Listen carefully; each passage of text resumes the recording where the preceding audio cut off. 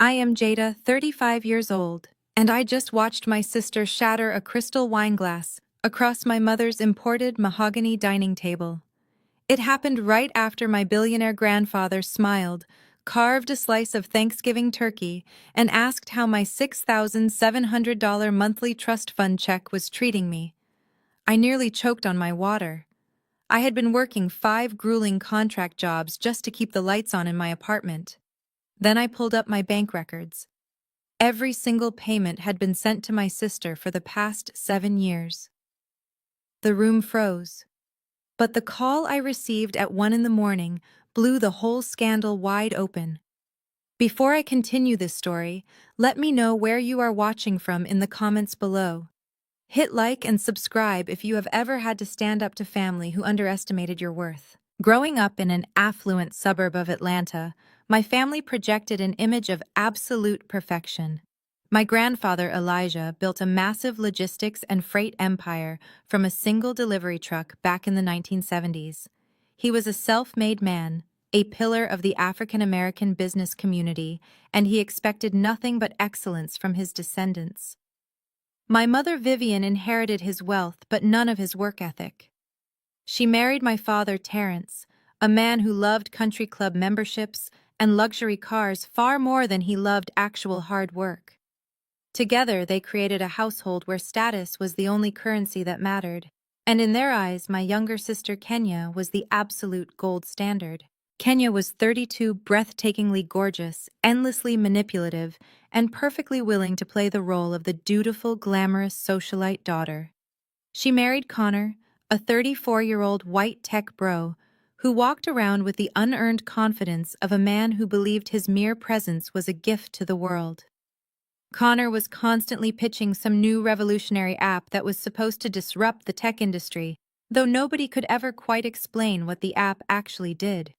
My parents adored him.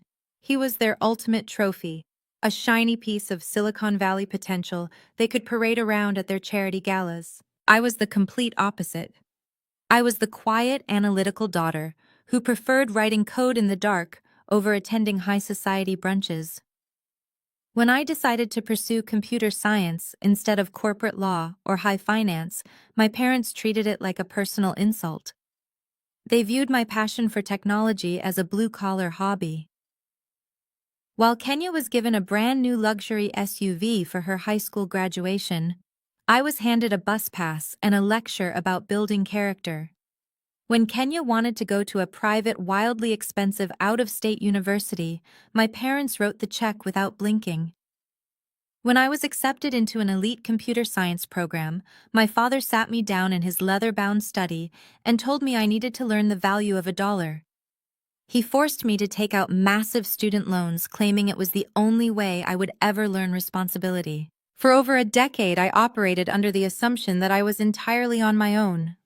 I spent my 20s living on cheap noodles and instant coffee, taking on night shifts doing freelance data entry, and basic IT troubleshooting just to pay for my advanced cybersecurity certifications. I lived in a modest, unassuming apartment, drove a reliable used sedan, and worked tirelessly to build my skills. Meanwhile, Kenya and Connor lived in a sprawling downtown penthouse, taking lavish vacations to Dubai and Paris, their lifestyle entirely bankrolled by my parents' deep pockets. That Thanksgiving dinner was supposed to be just another excruciating performance of our family dynamic. My parents had pulled out all the stops hiring a private caterer to prepare the meal so my mother could focus entirely on entertaining Grandpa Elijah. The dining room was an overwhelming display of wealth, with silver cutlery, towering floral centerpieces, and vintage wine. I sat quietly at the end of the table, wearing a simple tailored sweater, while Kenya sat across from me, draped in a custom silk dress that likely cost more than my first car. Connor was holding court, loudly explaining the theoretical valuation of his latest software venture, using a lot of buzzwords that meant absolutely nothing. Grandpa Elijah sat at the head of the table, quietly observing the room with the sharp, calculating eyes of a man who missed nothing. He had always been kind to me, though his demanding travel schedule meant we rarely saw each other when I was growing up. After the main courses were cleared and the wine glasses were refilled, He leaned back in his chair, a warm, genuine smile spreading across his weathered face. He looked directly at me and spoke the words that would irrevocably shatter my entire reality. "So Jada," he said, his deep voice cutting through Connor's endless rambling. "You never mentioned it when we spoke last month, but how is that $6,700 monthly check treating you? You finally put a down payment on a house with that trust fund." The entire dining room went dead silent. The only sound was the faint hum of the climate control system. I stared at him, my mind entirely blank. I set my fork down very carefully, acutely aware of the sudden suffocating tension radiating from the other side of the table. "I am sorry, Grandpa," I replied, my voice completely steady, despite the confusion swirling in my chest. "What monthly check are you talking about? I do not have a trust fund." Grandpa Elijah frowned, his thick white eyebrows drawing together in a sharp line. "Do not play modest with me, Jada. When you turned 28, I activated the generational wealth trusts for both you and Kenya.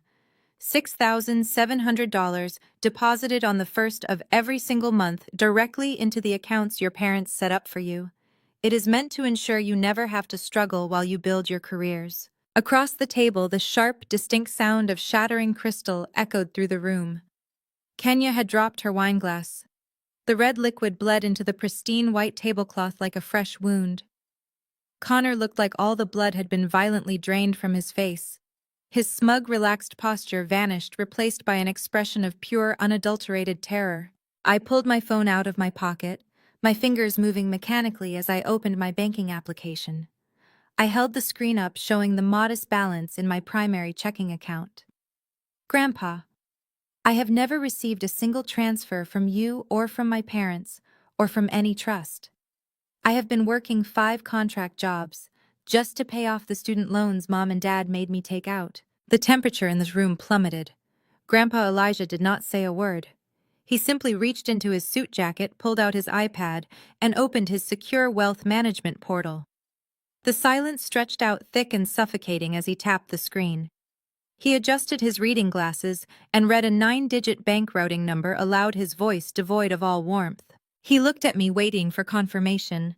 I shook my head, stating firmly that I had never held an account with those numbers. But the numbers felt strangely familiar. I had an excellent memory for data. My mind raced, searching for where I had seen that specific routing sequence. Then it hit me. 2 years ago, when Kenya had asked me to help her set up an automated payment for a shared family gift for our parents' anniversary, she had given me a voided check. "That is your joint account," I said, looking directly at Kenya. "The one you share with Connor." The silence in the dining room snapped like a brittle twig. Kenya's chair scraped violently against the hardwood floor as she pushed back, her hands fluttering over the spilled wine, as if wiping up the Cabernet would somehow erase the financial crime hanging in the air. She looked at Connor, then at my parents, her breath coming in short, panicked gasps. "It is a mistake," Kenya stammered, her voice pitching an octave higher than usual. She grabbed a linen napkin and dabbed frantically at the red stain spreading toward my mother's expensive centerpiece. "Grandpa, it has to be a mistake, some kind of administrative error at the bank. The wealth manager must have swapped the routing details when the trusts were set up." I did not even realize the money was going into our joint account. I did not raise my voice. I did not need to. I leaned forward slightly, resting my forearms on the table, and looked right into my sister's terrified eyes. "An administrative error," I repeated, letting the words hang heavily in the room. "An error that happened on the first day of every single month for 7 years. Kenya, you want us to believe you accidentally spent over $500,000 of my money and simply never noticed the deposits?" "I do not balance the checking accounts," she cried, pointing a trembling finger at her husband. "Connor handles the business finances." Connor opened his mouth to speak, but my mother beat him to it. "That is enough," Jada Vivian snapped. She did not look at Kenya with disappointment. She did not look at Connor with suspicion. She glared directly at me, her eyes flashing with a familiar, irrational fury. She tossed her own napkin onto the table and stood up, positioning herself physically between me and her golden child. "Stop causing a scene. You are ruining the holiday over a misunderstanding. A misunderstanding. I asked, the sheer audacity of her defense sending a cold shockwave through my chest. Mom, she stole my inheritance. She has been cashing my trust fund checks since I was 28. Connor's technology startup needed seed money. Vivian fired back, her tone sharp and completely devoid of guilt. She lifted her chin, adopting the self-righteous posture she always used when defending the indefensible. You were just doing freelance computer work in your little apartment. You were taking random contracts. You did not need the capital as much as they did. Connor is building an actual company. He is trying to secure our family's footprint in the tech industry. It was an investment. The room seemed to tilt. The ambient noise of the house faded entirely. I stared at the woman who had given birth to me, letting the absolute horror of her confession wash over me. They knew. My parents had known this entire time. They had not just overlooked Kenya's theft. They had actively facilitated it. They had watched me exhaust myself for 7 years working night shifts and missing meals, all while they secretly funneled my grandfather's money into Connor's imaginary tech empire. You knew, I stated, the reality tasting like ash in my mouth. My father Terence finally decided to intervene. He placed his hands flat on the table, adopting his best corporate boardroom voice, the one he used to intimidate people into submission. We made a judgment call, Jada Terrence said smoothly, completely ignoring the fact that he had just confessed to covering up a felony. You need to calm down and look at the bigger picture. When you graduated, you lacked discipline. We let you take out those heavy student loans because you needed to learn responsibility. We knew that handing you a monthly check would only make you lazy. You needed to understand the value of hard work. I let out a harsh, humorless laugh that echoed off the dining room walls. You wanted me to learn responsibility. Dad, you forced me to sign for $80,000 in student debt while I was working 2 jobs. Meanwhile, you paid for Kenya's out-of-state tuition entirely in cash. You paid off her credit cards. You dropped $150,000 on her lavish country club wedding so you could impress your golf buddies. And then when that was not enough, you stood by while she stole my grandfather's money to fund a tech startup that has not produced a single working product in 4 years. You do not understand corporate finance, Terrence shot back, his face turning a mottled shade of red. He hated being challenged, especially by me. Connor is going to pay it all back with interest when his app goes public. We kept it quiet because we knew you would be bitter and selfish about it. You always play the victim. Do not ruin this family over a temporary reallocation of funds. It is not a reallocation, I said, my voice dropping to a dangerous, steady calm. It is federal wire fraud. Connor suddenly found his courage puffing out his chest as he sat safely behind his in-laws. You have no idea what it takes to be an entrepreneur, Jada. You write basic code for hourly wages. I am building a platform. The money was sitting there doing nothing. I put it to work. You will get your initial principal back when we secure our Series A funding next quarter. I looked at Connor. I looked at his smug, entitled face, and I felt a profound sense of clarity. They truly believed I was a pathetic, struggling freelancer who would simply bow her head and accept their abuse. They had no idea who I actually was. They had no idea I was sitting on an offshore portfolio worth more than my father's entire net worth. My mother threw her hands up in exasperation, clearly deciding she had entertained my grievances long enough. She turned her attention to Grandpa Elijah, offering him a tight, placating smile. "Elijah, please," Vivian cooed, trying to smooth over the tension. "Do not let Jada's jealousy ruin the evening. You know how she gets. She has always resented Kenya's success. We will sort out the accounting tomorrow. Let me have the caterer bring out the dessert." Grandpa Elijah did not blink. He sat at the head of the table like a stone statue. His eyes moved from my father to my mother, and finally settled on Kenya. The air around him felt physically heavy with silent, simmering rage. He was looking at my parents not as family members, but as liabilities who had just stolen from his empire. Vivian misinterpreted his silence as agreement. She turned back to me, her eyes narrowing into cold slits. "Leave," Vivian demanded, pointing a manicured finger toward the hallway. "I spent weeks preparing for this holiday, and you are acting like a spoiled child." I will not have you upsetting your grandfather with these baseless accusations. Leave my house, Jada. Now. I am not making accusations, Mom, I said smoothly. I am stating facts. Facts backed up by routing numbers and bank statements. Get out, she hissed, her voice vibrating with irrational rage. Do not come back until you are ready to apologize to your sister and your father for this disgraceful behavior. I did not scream. I did not cry. A younger version of me might have wept at the injustice of it all, begging for my parents to finally see me, to finally love me the way they loved Kenya. But that girl had died a long time ago, buried under years of contract work and solitary nights, building my own empire from the ground up. I calmly picked up my linen napkin, folded it neatly, and set it beside my untouched plate of turkey. I pushed my chair back and stood up. I looked at the people who were supposed to protect me, taking in their arrogant, defensive postures. You cannot kick me out of this family, I said, my voice echoing clearly in the silent room. Because I am already gone. I turned and walked out of the dining room. My heels clicked steadily against the imported hardwood floors of the hallway.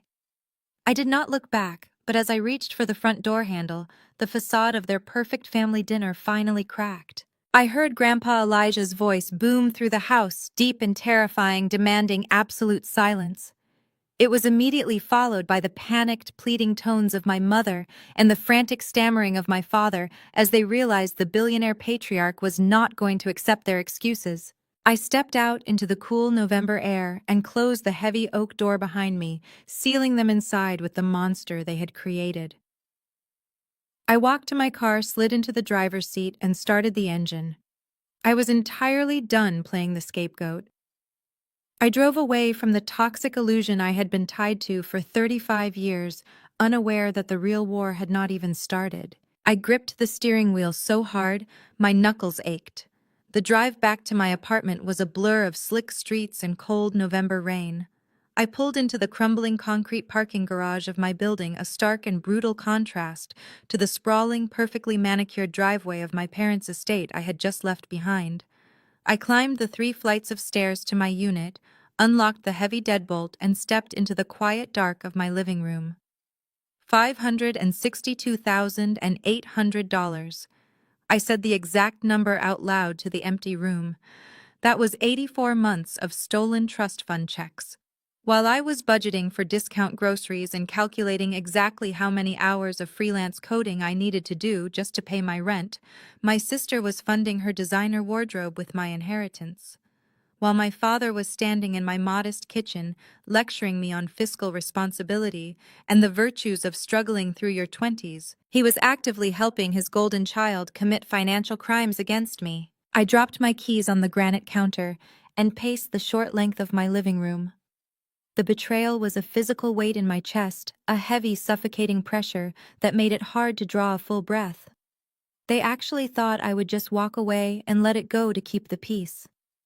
They genuinely believed I was just a low-level contractor who did not understand how money worked, a quiet disappointment, who would rather absorb the loss than cause a scandal. I walked into my home office, the only room in the apartment that truly mattered to me. The soft blue glow from my custom-built server racks illuminated the dark space. This was my sanctuary. This was the nerve center of the cybersecurity firm I had built from absolutely nothing. I sat down in my ergonomic chair and stared at the blank monitors, my mind rapidly calculating the fastest way to freeze the trust accounts and legally sever my parents from my life forever. I did not even realize how much time had passed until the sharp, sudden ringing of my cell phone shattered the silence in the room. The digital clock on my screen read exactly 1 in the morning. I glanced down at the caller ID. The name Sterling flashed brightly across the glass. Sterling was Grandpa Elijah's private wealth manager.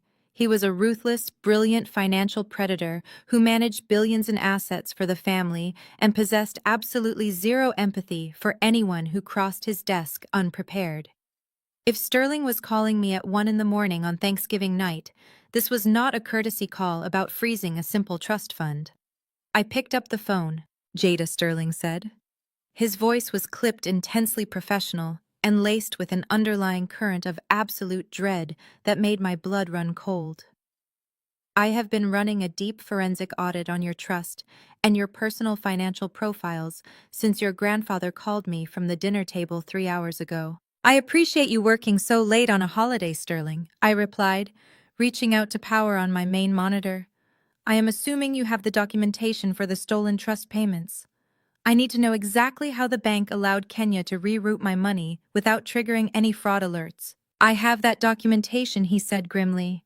But Jada, it is worse. It is so much worse than intercepted monthly checks. When I started digging into the routing history, I found discrepancies that triggered a full credit inquiry across all major bureaus. What I found is going to require immediate legal intervention. A cold prickle of unease washed over my skin, raising the hairs on my arms. What do you mean? I asked, my fingers freezing over the keyboard. Sterling exhaled sharply into the receiver. Kenya did not just reroute your trust fund routing numbers. She had full access to your personal information. She used your social security number, your grandfather's trust, and a fabricated employment history as collateral to secure a massive commercial line of credit for Connor's company. They bypassed the standard identity verification checks. My breath caught in my throat. I stopped breathing entirely as I stared blankly at the glowing screen in front of me. How much? I demanded, my voice dropping to a harsh whisper. $2.5 million, Sterling said softly. The number slammed into me with the force of a freight train. $2.5 million. Connor's entire startup, his lavish office space downtown, his inflated executive payroll, his relentless boasting at family dinners, it is all completely funded by stolen capital in my name. They forged your signature on federal banking documents. Sterling continued, his tone turning urgent. Jada, his company is financially hemorrhaging. I am looking at the internal audit numbers right now. They are missing loan payments. They are burning through cash at an absolutely unsustainable rate. If that startup defaults, the bank is not going to go after Connor. They are going to come after you. You are currently legally on the hook for federal bank fraud. I closed my eyes as the horrifying reality of my situation finally clicked into place. The missing money was just the beginning. This was not just a case of an entitled sister stealing my allowance. This was a calculated, devastating identity theft orchestrated to prop up a failing tech bro who had absolutely no actual talent. Connor had spent years looking down his nose at me, mocking my freelance lifestyle, giving me unsolicited advice about how to hustle in the tech industry. His entire smug, arrogant persona was built on a foundation of my stolen identity. Every time he rubbed his success in my face, he was doing it with money he had criminally extracted from my future. And my parents had known. They had to have known. You do not secure a $2.5 million commercial loan without someone verifying the paperwork and verifying the identity of the guarantor. My father had a golf buddy who worked as a public notary for the exact bank Connor used. The pieces fit together with sickening perfection. My own parents had co-signed my financial ruin to protect Connor's fragile ego and maintain the illusion of Kenya's perfect marriage. If the business failed, they were perfectly willing to let me go to federal prison so their golden child would not have to face the consequences of her actions. Sterling, I said, my voice steadying as the initial shock evaporated completely, replaced by a cold, calculating rage. Send me every single file you have immediately. I want the IP addresses, the loan origination documents, and the digital signatures. If Connor thinks he can build his empire on my back and leave me to take the fall, he is about to learn exactly what I do for a living. I hung up the phone and stared at the glowing code scrolling across my monitors, the trap already forming in my mind. The sun had barely broken over the Atlanta skyline when I pushed through the heavy glass doors of Sterling's downtown firm. The lobby was a shrine to high-end corporate warfare. Polished marble floors, cold steel accents, and an absolute silence that felt heavier than the ambient noise of the city streets below. I had not slept a single minute since ending my call with Sterling. I had spent the dark hours of the morning pacing my apartment, drinking black coffee, and securing my own digital perimeter. Sterling's executive assistant ushered me immediately into the main conference room. The space was dominated by a massive mahogany table, but my eyes went straight to the two men already waiting for me. Grandpa Elijah sat at the far end, his hands resting on the handle of his walking cane. He wore a sharp three-piece suit looking less like a grandfather and more like the ruthless freight magnate who had built an empire from the ground up. Beside him stood Sterling, a tall, impeccably dressed man whose entire demeanor screamed legal devastation. Spread out across the center of the mahogany table were dozens of documents, bank statements, and printed emails. "Take a seat," Jada Grandpa Elijah commanded. His voice was low, carrying a dangerous gravelly edge that I had never heard directed at me. He was not looking at the papers. He was looking at me, assessing how I was holding up under the weight of a multi-million-dollar betrayal. I pulled out a leather chair and sat down. Sterling immediately slid a thick-bound folder across the polished wood toward me. "These are the loan origination documents from Vanguard Commercial Bank," Sterling said, tapping the heavy cardstock cover. Connor took out a commercial development loan for $2.5 million, exactly 34 months ago. The business entity is registered under his name and Kenya's name. But the loan required a guarantor with exceptional credit and verifiable liquid assets. Connor has terrible credit and Kenya has absolutely no verifiable income. I opened the folder. The first page was a standard commercial lending agreement. I scanned down to the bottom of the page and the breath hitched in my throat. There on the guarantor line was my name. The signature was a remarkably good forgery, mimicking the exact loop of my cursive J and the sharp slant of my last name. It was good enough to pass a casual glance by a loan officer. "I did not sign this," I said, my voice eerily calm despite the rapid pounding of my heart. "I have never even set foot inside a Vanguard commercial bank." "We know you did not sign it," Sterling replied, leaning forward and resting his palms on the table. "But the bank believes you did. They authorized the transfer of $2.5 million based on this signature, your social security number, and a fabricated portfolio of assets that Kenya provided to them using the monthly trust fund deposits as proof of your passive income. They essentially used your stolen inheritance to validate your stolen identity." I flipped to the next page, feeling a cold sweat break out on the back of my neck. I looked at the notary section, the part of the document that legally certified the signatures were genuine and signed in person. I expected to see a random bank employee's stamp. I expected to see a stranger's name. Instead, I saw a familiar black ink seal pressed firmly into the paper. Marcus Vance. I stared at the name, the letters blurring together, as a sickening wave of realization crashed over me. Marcus Vance was not a random bank employee. He was my father's fraternity brother. He was Terrence's oldest golfing buddy. He had been to our house for summer barbecues. He had eaten food from my mother's kitchen. Sterling watched my face change. "You recognize the notary," he stated. It was not a question. "He is my father's best friend," I whispered, the full, horrifying scope of the conspiracy finally taking shape in my mind. "Marcus has an independent notary license. He runs a small private wealth advisory firm in Buckhead." Grandpa Elijah let out a sound that was half scoff, half growl. His hands tightened around his cane until his knuckles turned white. "Your father orchestrated this," Elijah said, his voice dripping with absolute disgust. That spineless coward could not bear the thought of his perfect son-in-law failing. He could not stomach the embarrassment of Connor's fake tech company going bankrupt, so he called in a favor. He had Marcus stamp this forged document to push the loan through. The puzzle pieces locked together with devastating precision. Kenya had not acted alone. Connor had not just been a passive beneficiary. My parents had actively facilitated the identity theft. They had handed me over to the wolves to protect the fragile ego of a mediocre white man and the social standing of their favorite daughter. My father had compromised his own friend to commit federal bank fraud, all while looking me in the eye every holiday and lecturing me about my lack of ambition. My mother had yelled at me to leave her house to cover up a felony she helped commit. "If Connor defaults on this loan," Sterling explained, breaking through my racing thoughts, "the bank initiates immediate asset seizure. They will come for everything in your name. Your bank accounts, your property, your future wages." When you inevitably contest the seizure by claiming fraud, it triggers a federal investigation.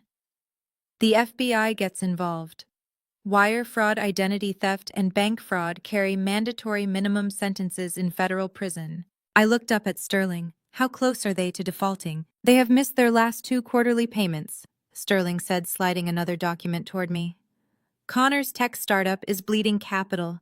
He is spending money on lavish corporate retreats, luxury car leases, and high-end office space to maintain the appearance of a successful tech founder. He is running a shell game, Jada. He is completely out of cash. Vanguard Bank has issued a final warning. If they do not receive a payment of $150,000 by the end of this month, they are sending the file to collections and initiating legal action against you. A heavy silence fell over the conference room. I stared at the forged signature, feeling the weight of 35 years of emotional neglect morph into cold, hard criminality. They had not just marginalized me. They had literally banked on my destruction. They assumed I was too poor and too ignorant to ever discover the theft before Connor magically struck it rich and paid the loan back quietly. Sterling cleared his throat, adopting a more cautious tone.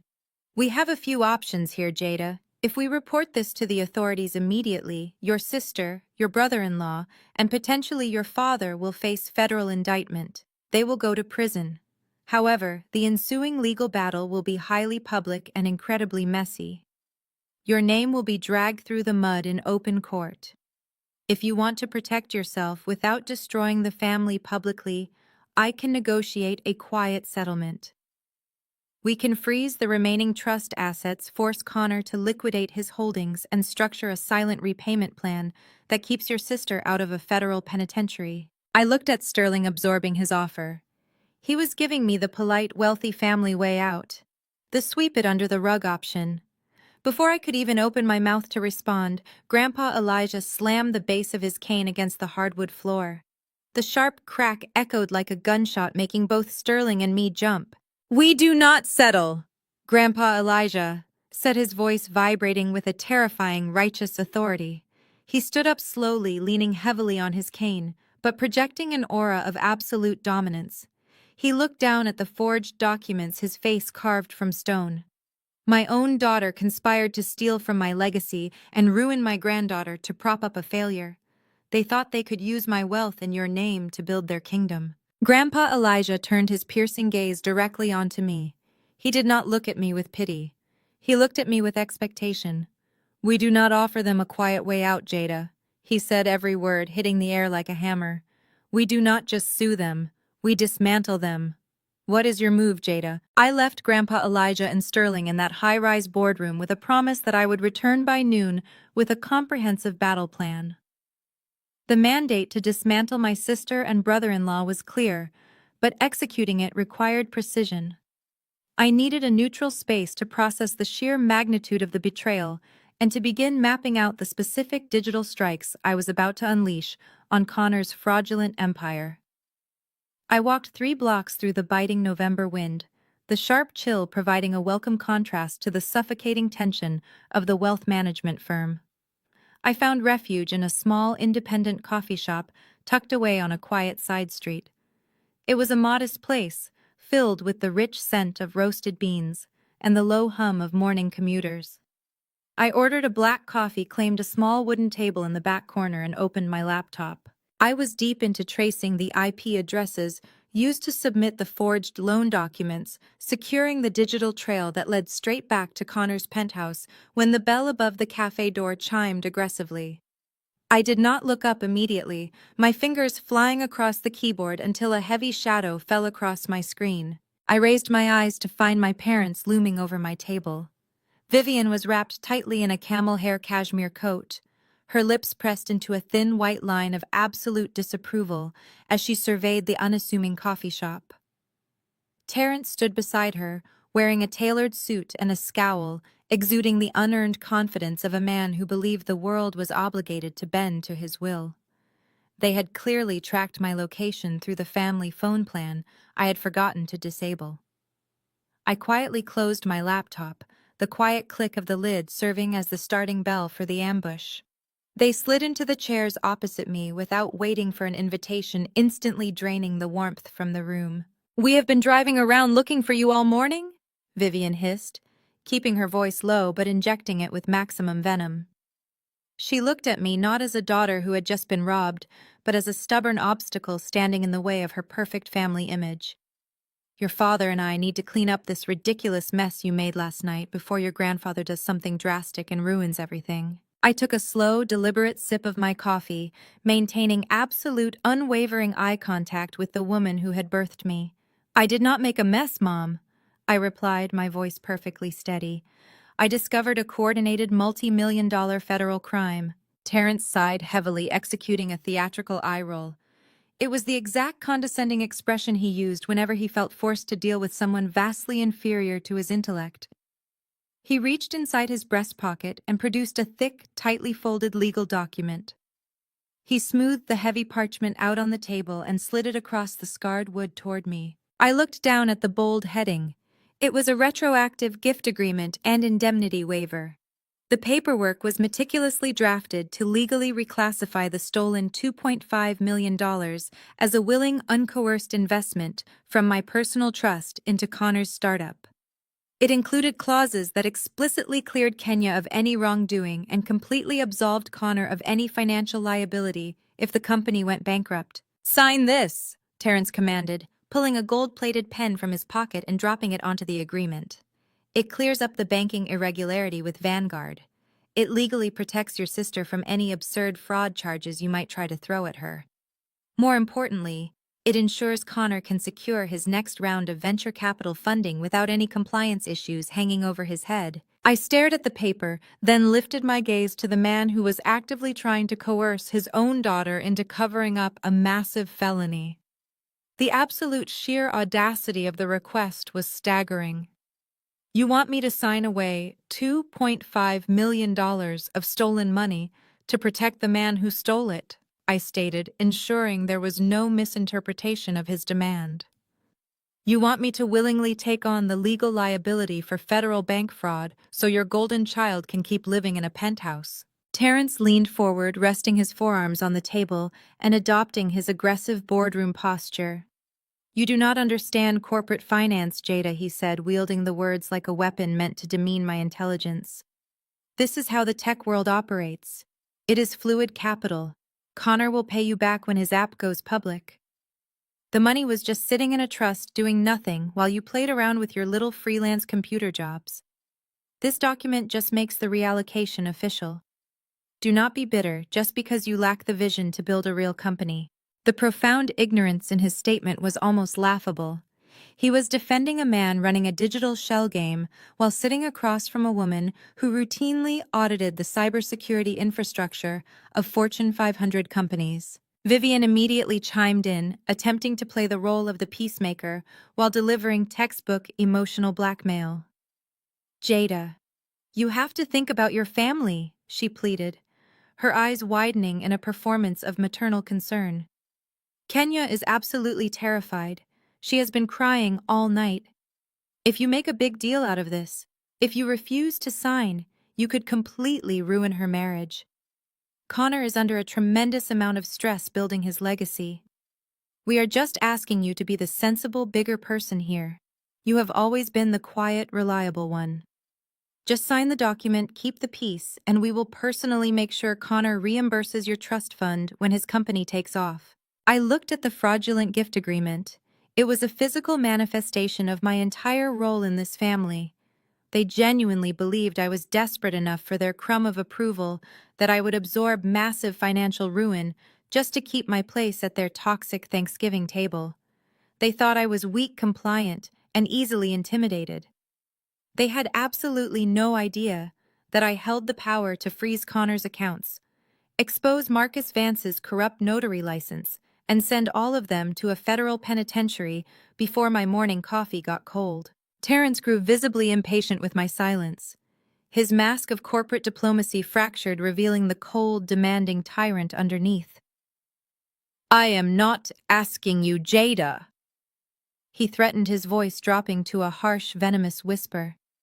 If you do not pick up that pen and sign that paper right now, if you insist on dragging this family's good name through the mud over a temporary loan, you are done. We will cut you out completely.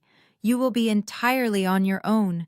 No more holidays, no more financial safety nets, no more family. A genuine bubbling laugh escaped my throat.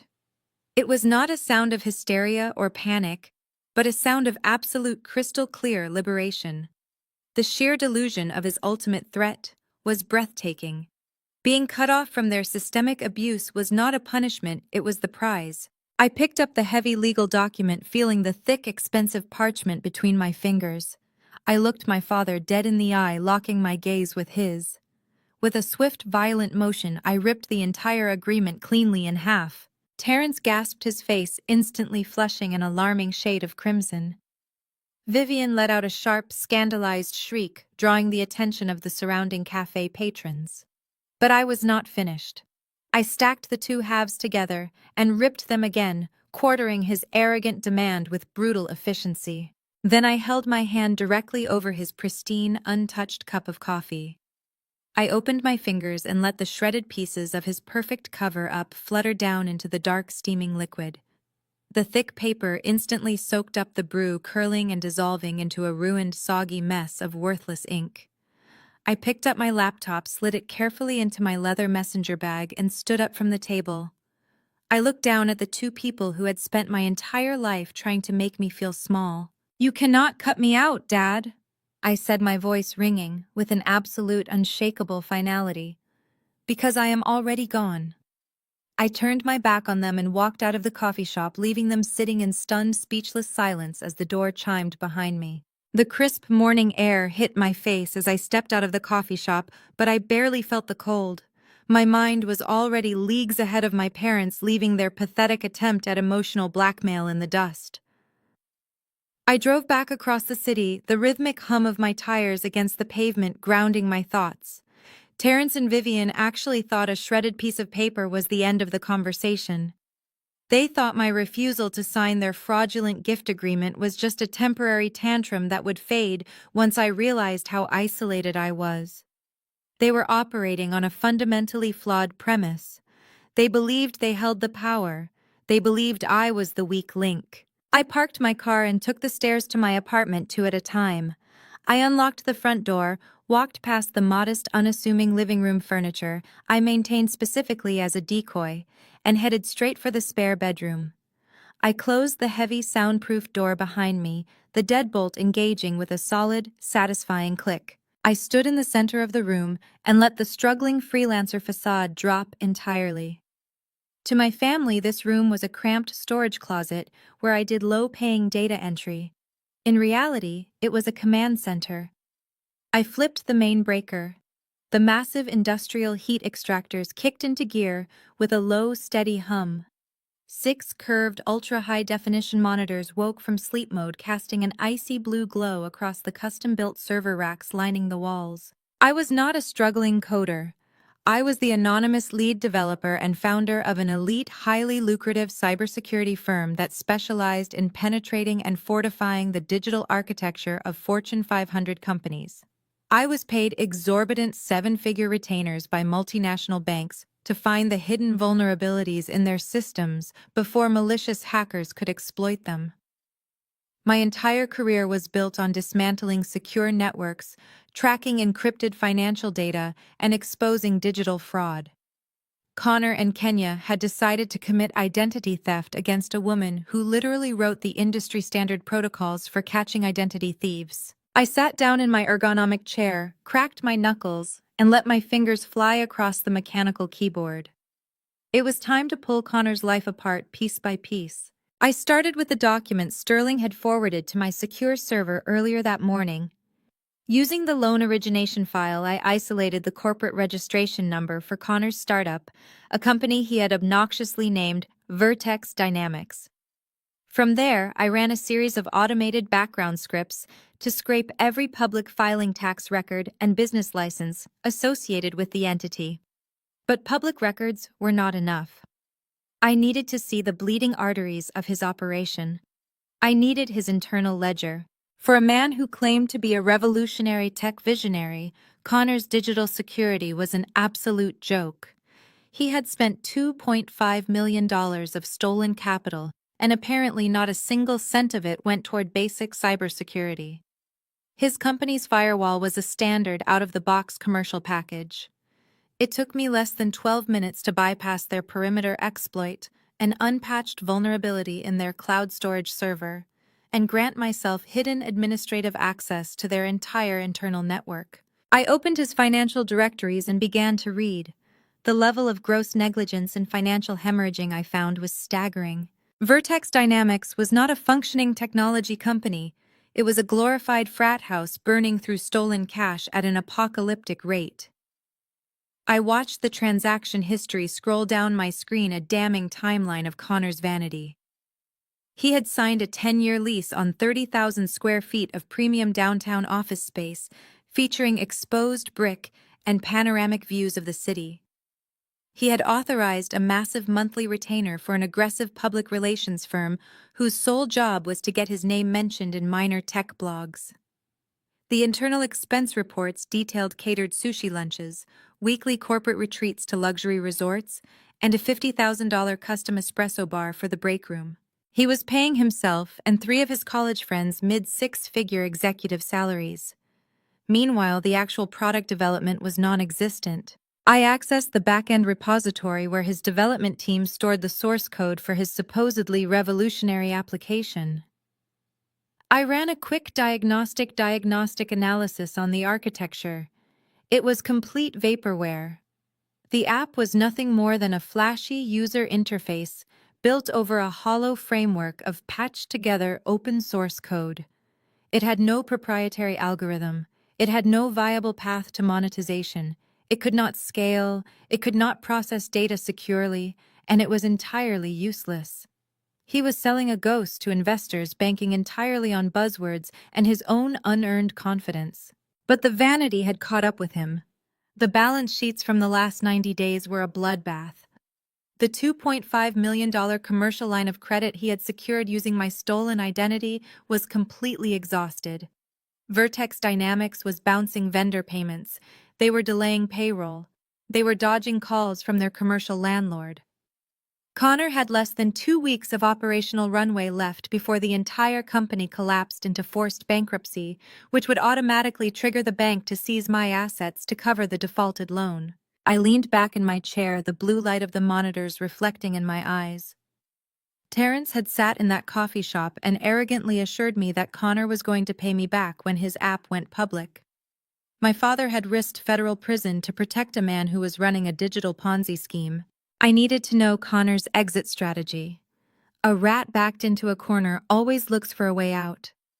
I pulled up his personal digital calendar and synced it with his corporate email inbox, filtering the search parameters for the next 14 days. There it was. A lifeline. Next Tuesday at 10 in the morning, Connor was scheduled to give a make-or-break, do-or-die presentation. He was seeking a massive Series A funding injection to bail out Vertex Dynamics. He needed real venture capital money to cover the commercial loan default and keep his hollow company afloat. I opened the calendar invite and read the details of his pitch meeting. My breath caught in my throat, and a slow, dangerous smile spread across my face. The sheer magnificent irony of the universe was almost too beautiful to handle. Connor was pitching his vaporware app to Apex Innovations. Apex Innovations was one of the most ruthless, heavily guarded, and prestigious venture capital firms on the East Coast.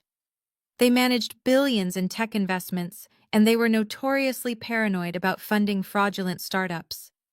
They refused to invest a single dollar without conducting an exhaustive microscopic technical audit of the target company's software architecture. They outsourced all of their technical due diligence to an independent, highly secretive cybersecurity firm to ensure absolute objectivity. They outsourced their auditing to my company. I pulled up my own encrypted client portal and checked the incoming contract requests from Apex Innovations. Right at the top of the queue was a priority work order. Apex was officially requesting that my firm tear apart the source code security protocols and back-end infrastructure of Vertex Dynamics before they agreed to give Connor a dime. Grandpa Elijah had asked me what my move was going to be. he had told me to dismantle them. Connor and my parents had spent years dismissing me, treating my career as a joke, while they secretly built an empire on my stolen identity. They assumed I was entirely powerless. But Connor was about to walk into the most important pitch of his life, begging a venture capital firm for a multi-million-dollar bailout to save himself from federal bank fraud, completely unaware that the anonymous technical auditor, assigned to evaluate his life's work, held his absolute destruction in her hands. He was walking directly into my domain, and I was going to burn his entire world to the ground. Apex Innovations was next week's problem. Today's agenda was immediate total financial asphyxiation. I needed to execute a digital strike so comprehensive that Connor and Kenya would feel the oxygen leave the room. I loaded the encrypted PDF files Sterling had sent over to my secure server. The affidavit of forgery, the federal fraud alerts the cease and desist mandates. Normally routing these through the proper channels at Vanguard Commercial Bank and the 3 major credit bureaus took days, sometimes weeks of bureaucratic red tape. But I did not have weeks, and I did not wait in digital lines. Using my authorized clearance protocols, an ironclad perk of auditing the very banking institutions that held these accounts, I bypassed the customer service firewalls. I injected Sterling's legal injunctions directly into the executive compliance queues of Vanguard, Equifax, Experian, and TransUnion. I coded a high-priority override that flagged every single line of credit bank account and wire transfer associated with my Social Security number as an active federal crime scene. The keystrokes echoed in the quiet of my server room like nails being hammered into a coffin. I located the $2.5 million commercial development loan. I hit the execution command. The status changed from active to frozen pending federal investigation. I found the 4 platinum credit cards Kenya had illegally opened, using my trust fund as collateral. Frozen. I found the shadow checking account they were using to funnel the remaining cash into Connor's shell company. Frozen. The financial cutoff was not a gradual squeeze. It was a guillotine. It was absolute, immediate, and irreversible without my explicit in-person authorization. I leaned back and pulled up a custom tracking interface. I had built it to monitor localized ping requests from the frozen accounts.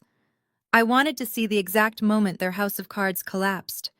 I wanted to witness the real-time consequences of their arrogance. I poured myself a fresh cup of coffee and watched the monitors. It did not take long. At exactly 1:15 in the afternoon, the first alert flashed across my screen in bright crimson text. Location: Neiman Marcus, Lenox Square. Attempted transaction: $4,200.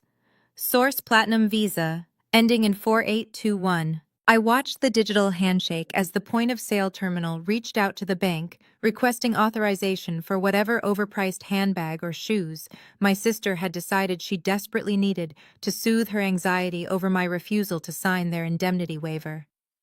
The server bounced the request against the newly updated compliance file. Result declined.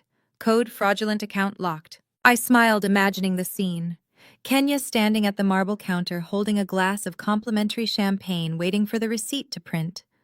The polite but confused look on the sales associate's face. The quiet murmur that the card did not go through. 2 minutes later, another alert pinged. Kenya was trying a different card. Attempted transaction: $4,200. Source: signature Amex, ending in 9034. Result declined. A minute after that, a third attempt. She was panicking now. I could see the frantic progression in the data. She was pulling out every piece of plastic she carried, desperately trying to prove to the cashier and the surrounding shoppers that she was still a woman of unlimited means. Result declined. Code confiscate card. The digital footprint told a story of absolute humiliation. She was being stripped of her primary identity, her purchasing power, in the middle of a luxury department store. The alerts went quiet for about 40 minutes. I assumed she had fled the store in tears, frantically dialing Connor. Right on cue, the secondary monitor lit up. Connor was trying to access the Vertex Dynamics corporate accounts. He initiated a wire transfer for $45,000 to a luxury car dealership, likely the lease payment for the fleet of executive vehicles he paraded around in. Status blocked, account frozen. He tried another transfer, this one to his public relations firm for $15,000. Status blocked. He attempted an emergency internal transfer, trying to dump whatever liquid cash was left in the Vanguard account into a private offshore wallet. It was a desperate, panicked maneuver of a man who suddenly realized the floor had vanished beneath his feet.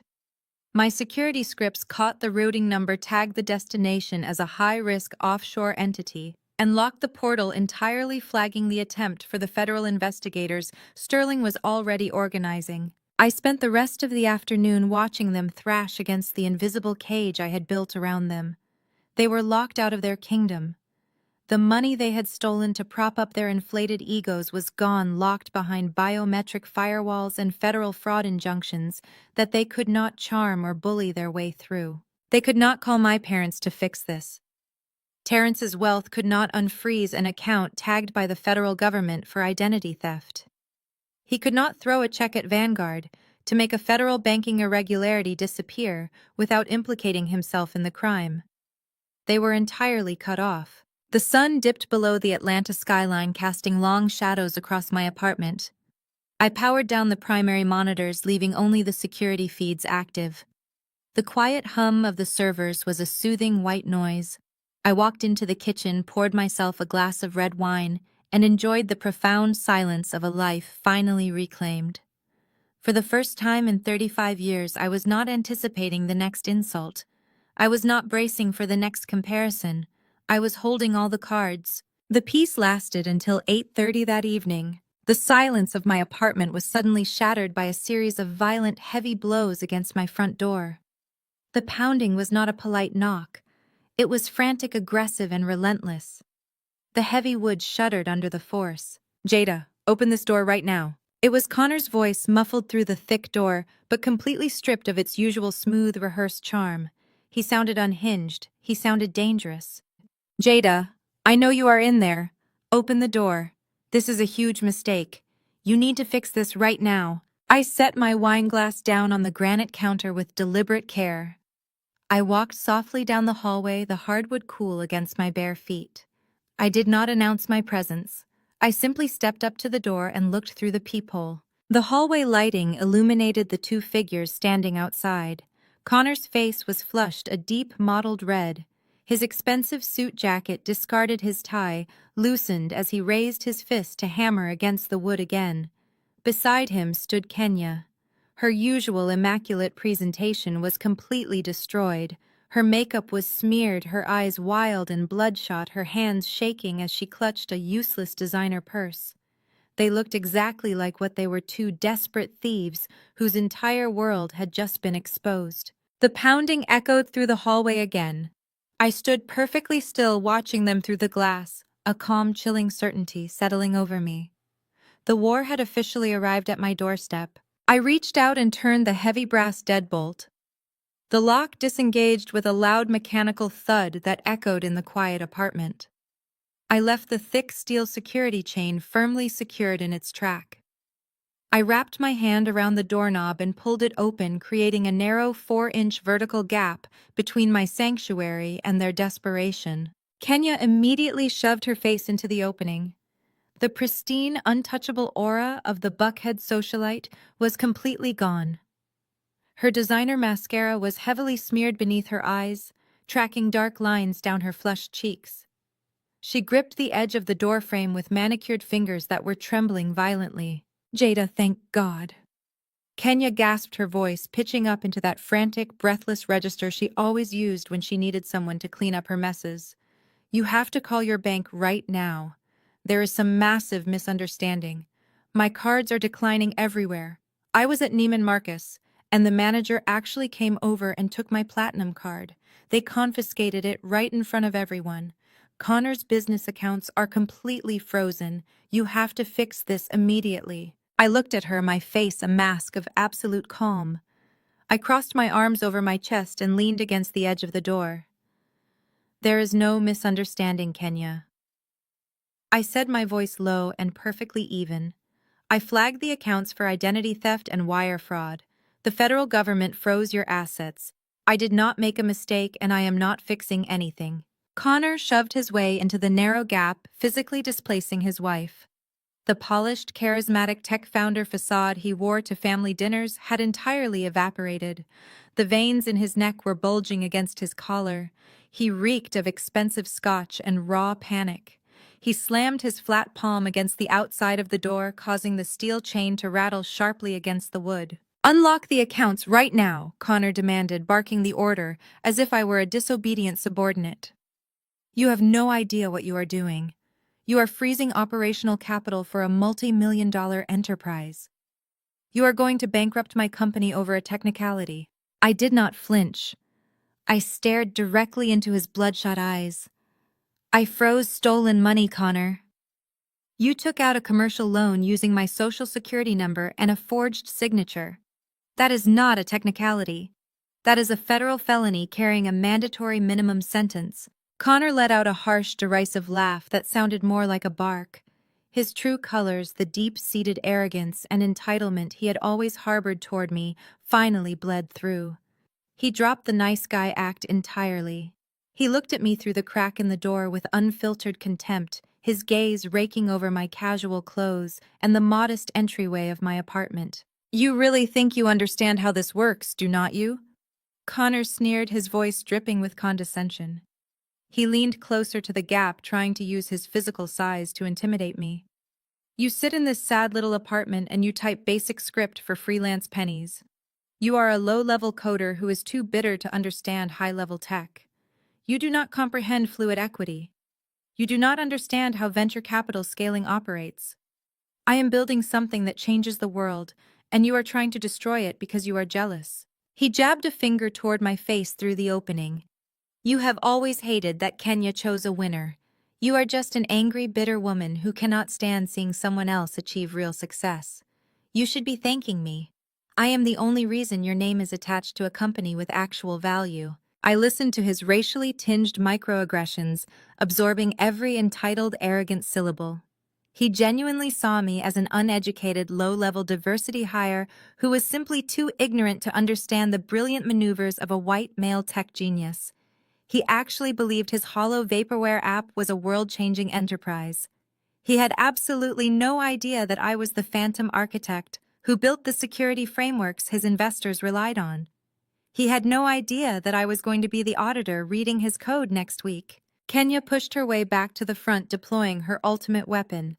The tears began to flow on command, heavy and immediate. She grabbed the edge of the door again, weeping loudly. "Jada, please," she sobbed, her voice breaking perfectly on cue. "We are family. Dad is absolutely furious with you. I am so stressed out I cannot even breathe.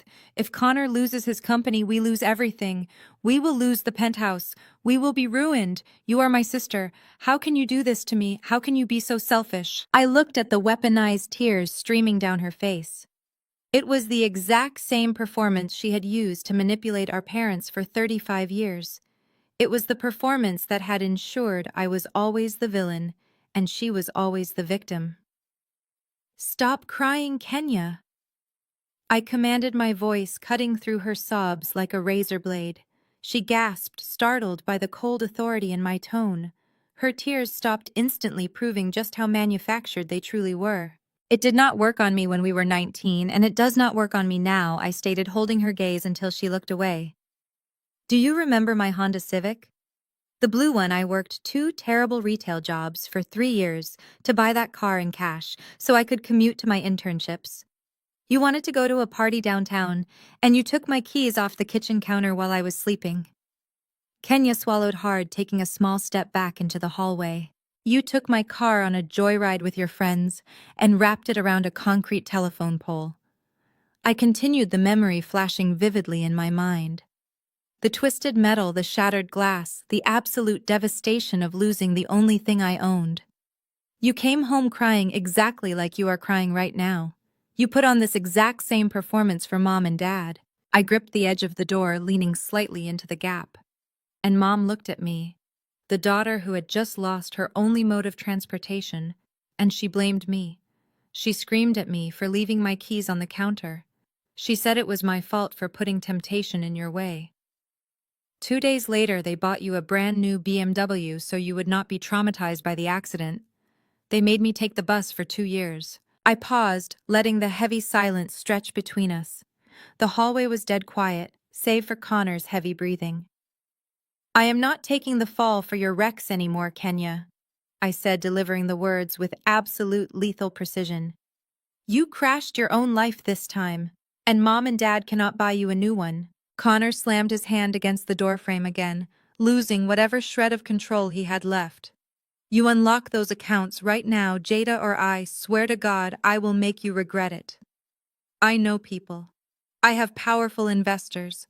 I will blacklist your name in this city. I will sue you for corporate sabotage." I looked at him feeling nothing but cold, clinical pity. "You have no money to sue me, Connor. You have no operational capital to hire a lawyer. You are completely bankrupt, and you are entirely out of options." I reached forward and grabbed the brass doorknob. "If you ever show up at my home again, I will call the police and hand them the file containing your forged loan documents. Have a wonderful evening." I slammed the heavy wooden door shut with terrifying force. The lock engaged instantly. From the other side of the wood, I heard the dull, muffled sound of Connor kicking the door. His voice echoed down the hallway, screaming in unhinged fury. "I am going to destroy your life, Jada," he roared, his voice cracking with rage. "I will ruin you." I turned away from the door, walking calmly back toward my secure server room. A faint smile touched my lips as the blue light of the monitors spilled out into the hallway. He was threatening to destroy my life, completely blind to the fact that I had already scheduled the demolition of his. I stepped back into my command center, pulled up the Apex Innovations auditing file, and prepared to write the report that would end Connor's legacy forever. 48 hours had passed since Connor and Kenya's pathetic hallway meltdown. I had spent every waking minute since that confrontation locked inside my secure server room, deeply embedded in the digital architecture of Vertex Dynamics. My technical audit report for Apex Innovations was nearly complete, and it was a masterpiece of digital execution. I had meticulously documented every backdoor, every piece of plagiarized open-source code, and every fabricated user metric Connor had tried to bury. His entire tech empire was a fragile house of cards, and I was holding the industrial fan. I was just finishing the executive summary, detailing exactly how Vertex Dynamics presented a catastrophic cybersecurity risk to any potential investor, when the sharp buzz of my apartment intercom shattered my focus. I leaned over and checked the security feed on my secondary monitor. A man in a nondescript gray suit stood in the lobby, holding a thick, rigid envelope. I assumed Sterling was sending over the finalized fraud affidavits we had discussed. I buzzed the man up, stretched my aching shoulders, and walked to the front door. When I pulled the door open, the man did not offer a polite greeting. He did not ask for a signature. He simply thrust the heavy manila envelope against my chest, forcing me to grab it before it fell. "Jada Washington, you have been served," he stated with practiced mechanical indifference. He turned on his heel and walked toward the elevator before my heavy front door even clicked shut. I carried the package to my kitchen island, grabbed a paring knife, and sliced through the thick tape sealing the top. I slid the documents out onto the granite counter.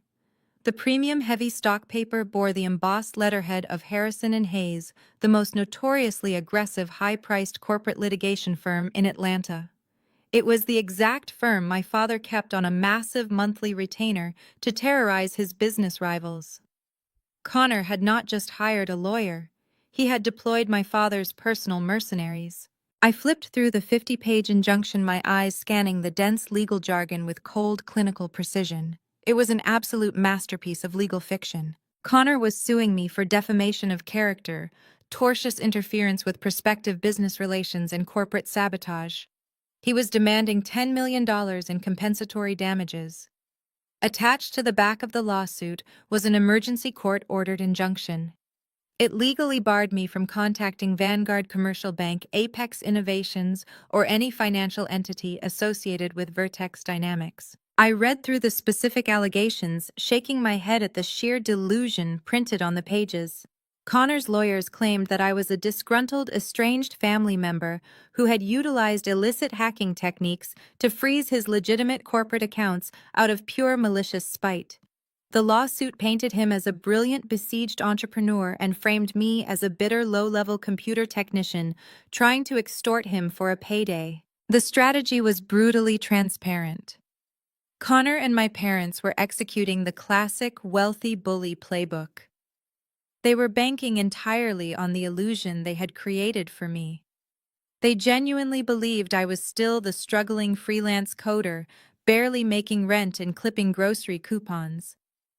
They knew a standard citizen could not afford to fight a protracted scorched earth legal battle against Harrison and Hayes. They expected me to take one look at the sheer volume of these legal threats, panic at the prospect of millions of dollars in damages, and immediately surrender.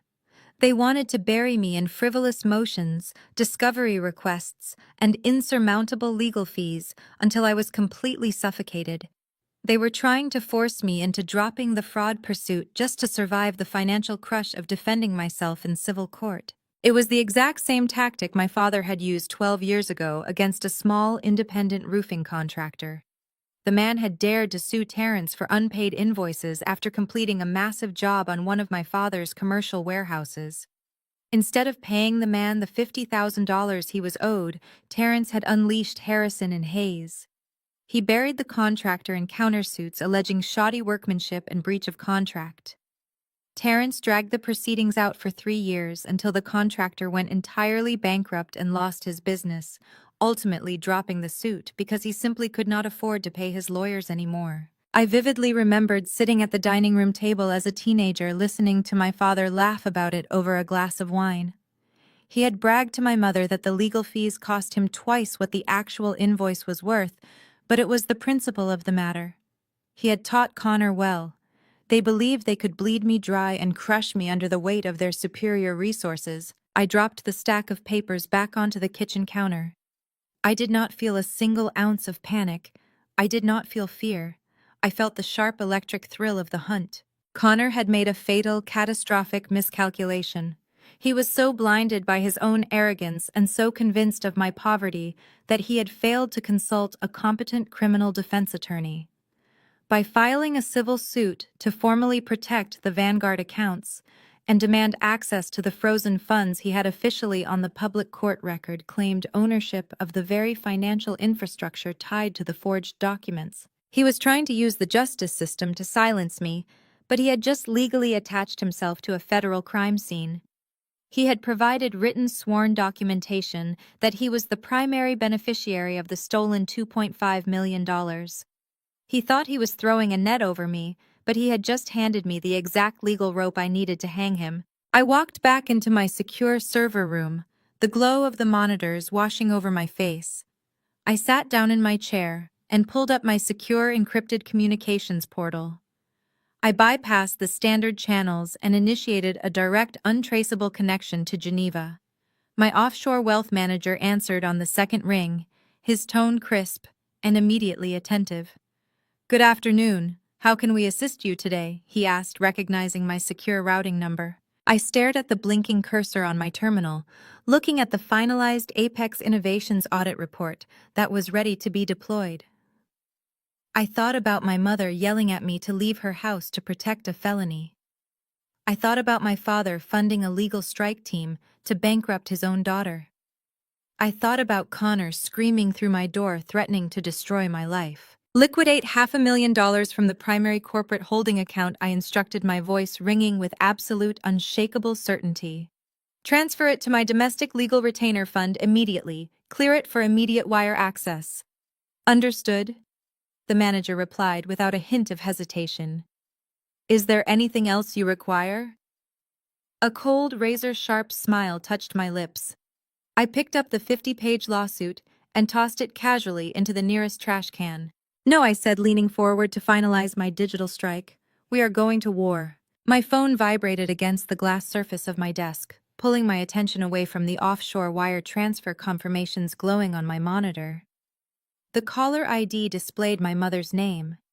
I let it ring 3 times, studying the screen with a mixture of clinical curiosity and deep disgust. Vivian rarely called me directly. When she did, it was never to check on my well-being. It was always the opening act of a highly calculated performance.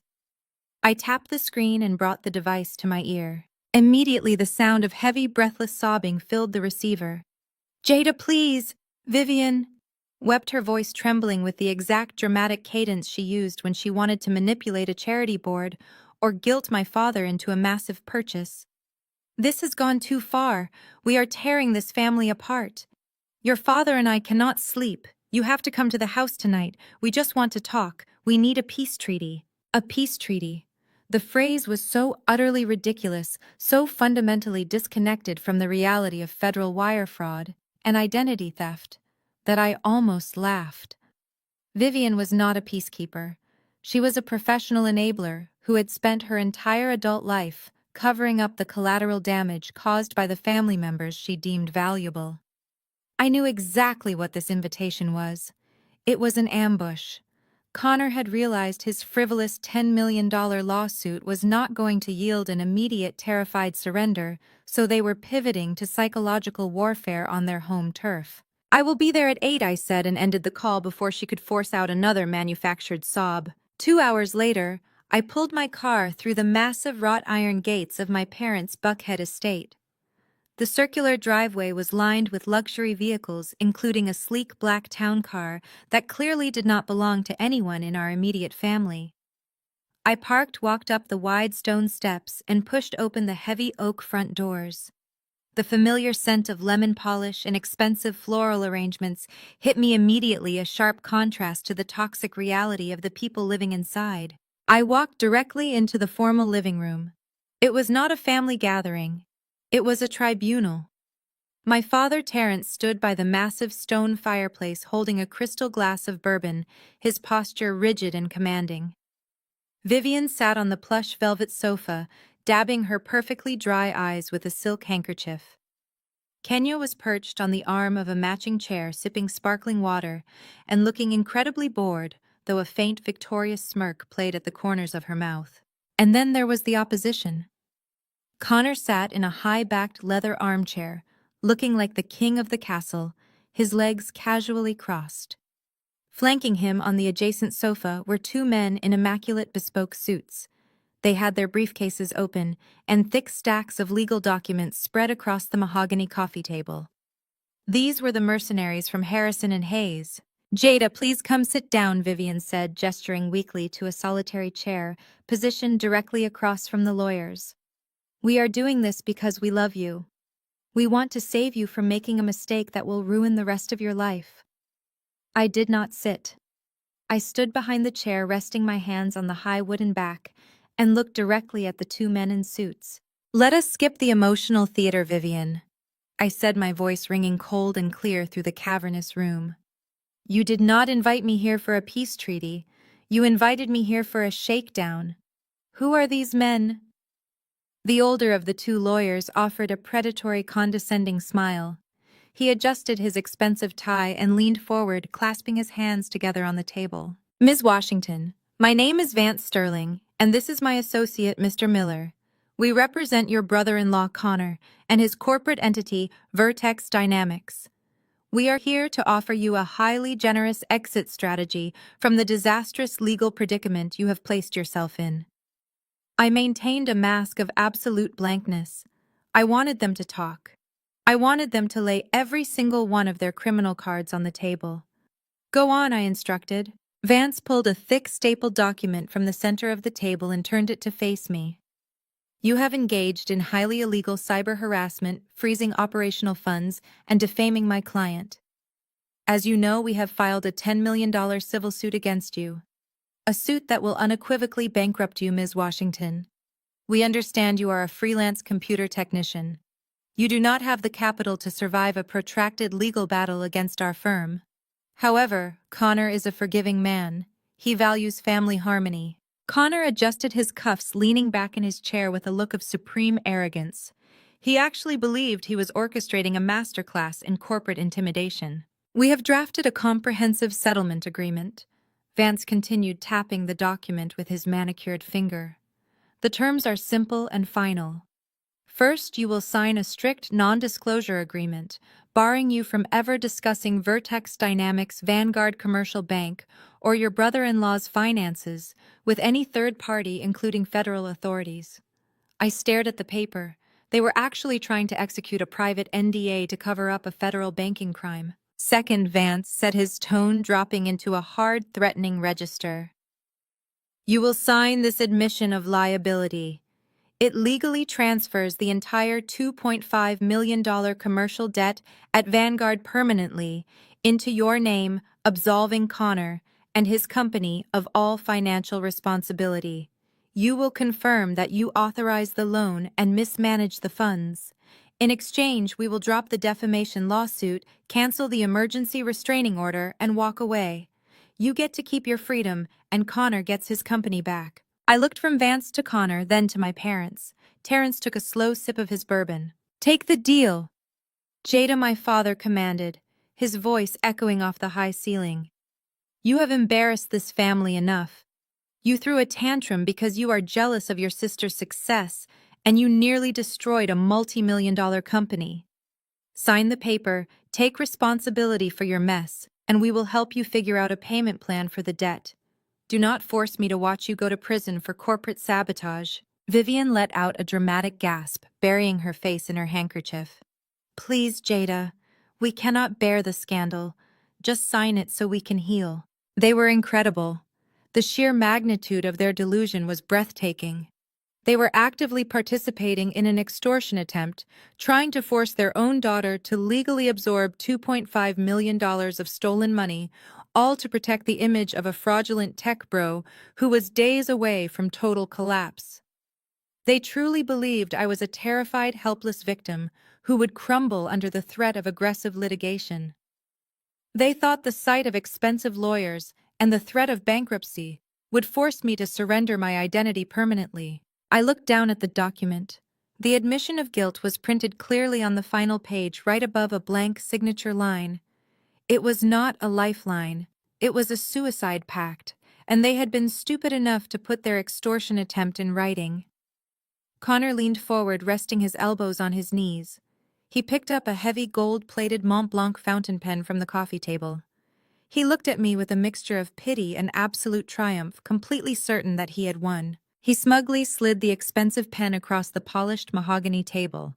It came to a stop right next to the fraudulent confession. Sign it, Jada. My lawyers cost $800 an hour. You can't afford to fight me. I did not reach for the pen. I did not blink.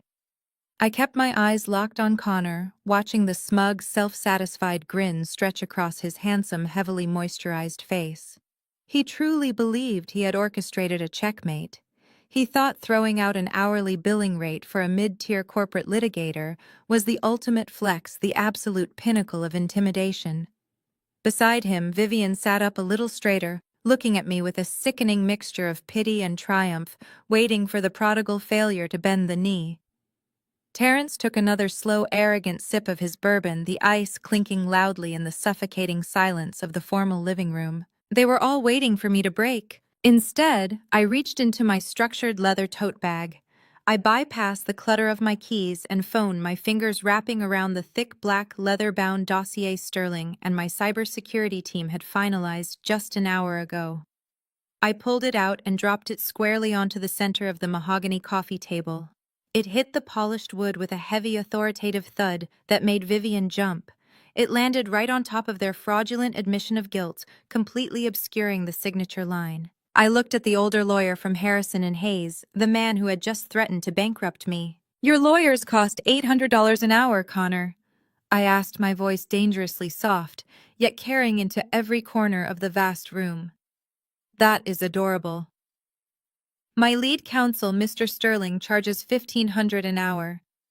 He is currently on a 7-figure retainer fully funded by the primary operating accounts of my cybersecurity firm. A firm that generated $32 million in pure audited profit last fiscal year. Connor let out a harsh, incredulous bark of laughter, though his eyes darted nervously to the thick dossier. What kind of delusional bluff is this? You are a freelance data entry clerk, Jada. You live in a 2-bedroom apartment. I ignored him, keeping my gaze fixed on his attorneys. I slid the first section of the dossier across the table directly toward them. These were not printed emails or mocked-up spreadsheets. These were bank-certified, digitally authenticated asset verifications. Read them, I instructed the lawyers. The older attorney hesitated, his predatory confidence wavering for a fraction of a second. He picked up the documents and adjusted his glasses.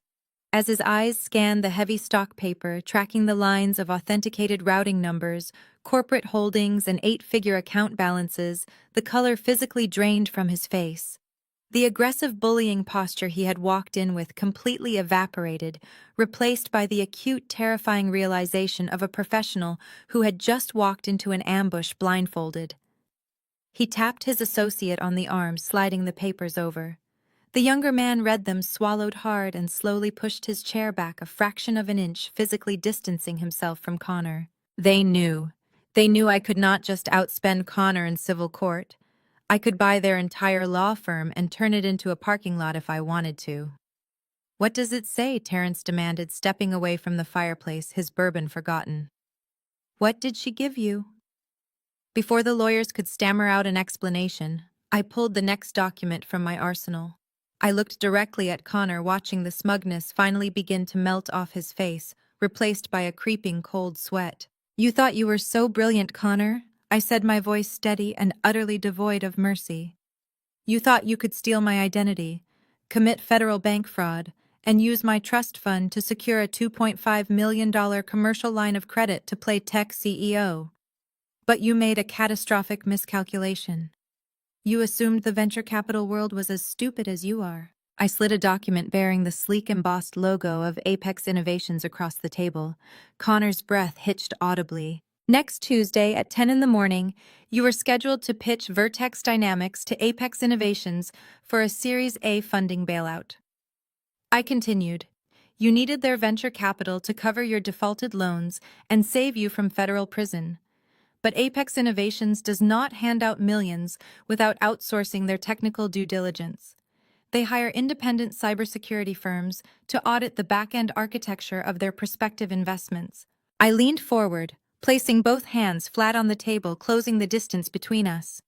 They hired my firm, Connor. I am the anonymous lead auditor assigned to evaluate your life's work. Connor stared at me, his mouth opening and closing like a suffocating fish. The absolute terror in his eyes was magnificent. I spent the last 48 hours tearing your proprietary application apart, line by line, I told him, ensuring every person in the room heard the full extent of his failure. It is complete vaporware. It is a hollow user interface built on plagiarized, unpatched open-source code. You have no algorithm. You have no viable product. I submitted my final audit report to Apex an hour ago, detailing exactly how Vertex Dynamics is nothing more than a digital Ponzi scheme. Your pitch is canceled, your funding is dead, your company is officially worthless. Vivian let out a strangled gasp, clutching the pearls at her throat. Terrence set his glass down on the mantel with a sharp crack. Kenya sat frozen on the arm of the sofa, her eyes darting between me and her husband in sheer panic. But you did not just steal from a bank, Connor, I said, shifting my gaze to my sister. You stole from your own team. You stole from your wife. I pulled the final, most devastating piece of digital forensics from the dossier. I did not hand it to the lawyers. I bypassed Connor entirely. I slid the thick stack of highlighted bank transfers directly across the table to Kenya. You thought he was building an empire for the two of you, did not you, Kenya? I asked, my tone dropping the hostility, leaving only cold, clinical truth. You thought the Vanguard loan was going toward building a future. Look at the routing numbers. Kenya's hands trembled as she reached out and picked up the documents. For the last 90 days, I explained the words hanging heavy in the opulent room. Connor has been systematically draining the $2.5 million loan. He was not just paying for catered lunches and exposed brick office space. He used shell companies to embezzle over $600,000 into a private encrypted offshore account in the Cayman Islands. An account registered solely in his name. Connor lunged forward desperately, reaching across the coffee table to grab the papers. Kenya, do not look at those. She fabricated them. She is a hacker. She faked the data. Do not touch me! Kenya shrieked violently, slapping his hand away. She stared at the papers. My cyber team had mapped the flow of money with beautiful, undeniable clarity. There were the dates. There were the exact amounts transferred.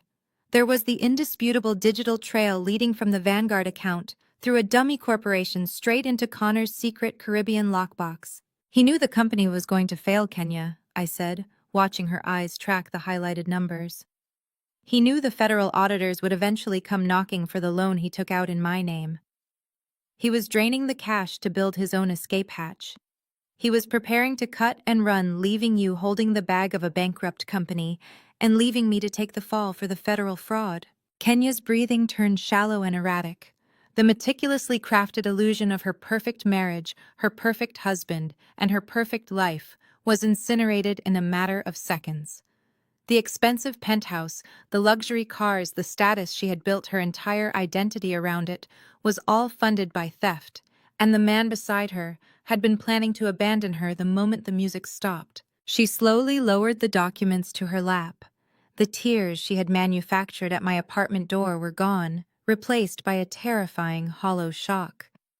She turned her head slowly, the golden couple's alliance fracturing in real time. She looked at Connor, not as a partner, not as a husband, but as a stranger who had just sold her soul for a getaway ticket. The silence in the living room shattered as Kenya leaped from the sofa. She did not just drop the documents. She hurled the thick stack of offshore bank transfers directly at Connor's chest. The papers exploded into a chaotic cloud of white sheets raining down over his expensive leather shoes and scattering across the Persian rug. "You bastard!" Kenya screamed, her voice tearing through the opulent room. "You were going to leave me! You stole from my family, you bankrupted your own company, and you were funneling the cash to the Cayman Islands so you could run." Connor scrambled backward, his hands raised in a frantic defensive gesture. "Kenya, baby. Listen to me," he stammered, the smooth, authoritative tech founder voice completely cracking under the weight of his exposure. "Those documents are fake. Jada manufactured them. She is a hacker. She knows how to manipulate data. I would never leave you. I was setting up a secure trust for our future." "Stop lying to me!" Kenya shrieked, her hands balling into fists at her sides. "You took out a commercial loan in her name, and you have been hiding the cash while we bounce checks for our mortgage. You are a fraud. You are nothing but a con artist." The two high-priced lawyers from Harrison and Hayes did not try to intervene. In fact, the moment the words offshore embezzlement and federal fraud left my mouth and hit the air, Vance Sterling had gone completely rigid. He looked down at the fabricated admission of guilt they had just tried to force me to sign. He realized in real time that his client had not just lied to him. His client had attempted to use their law firm to facilitate an active federal extortion plot to cover up a multi-million-dollar bank heist. Vance did not say a single word. He simply reached across the table, grabbed his briefcase, and snapped it shut. His associate mirrored the movement with terrifying speed. "Mr. Sterling, what are you doing?" Connor demanded, turning his panic toward his legal counsel. "You need to control this situation. Hit her with the injunction." Vance stood up, buttoning his suit jacket with mechanical precision. "We no longer represent you, Connor.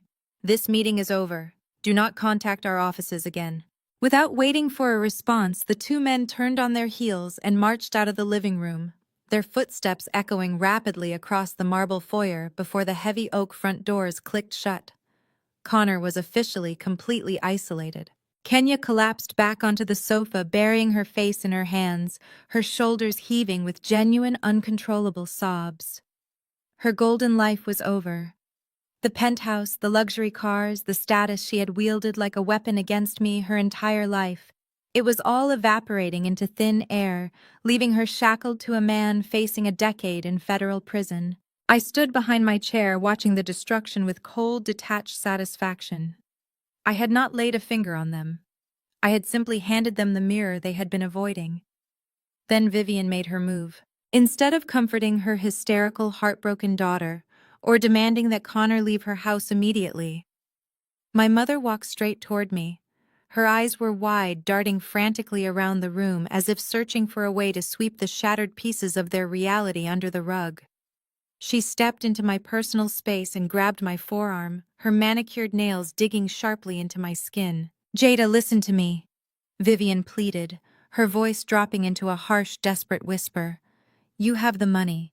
You just said your company made $32 million last year. 2.5 million is nothing to you. It is pocket change."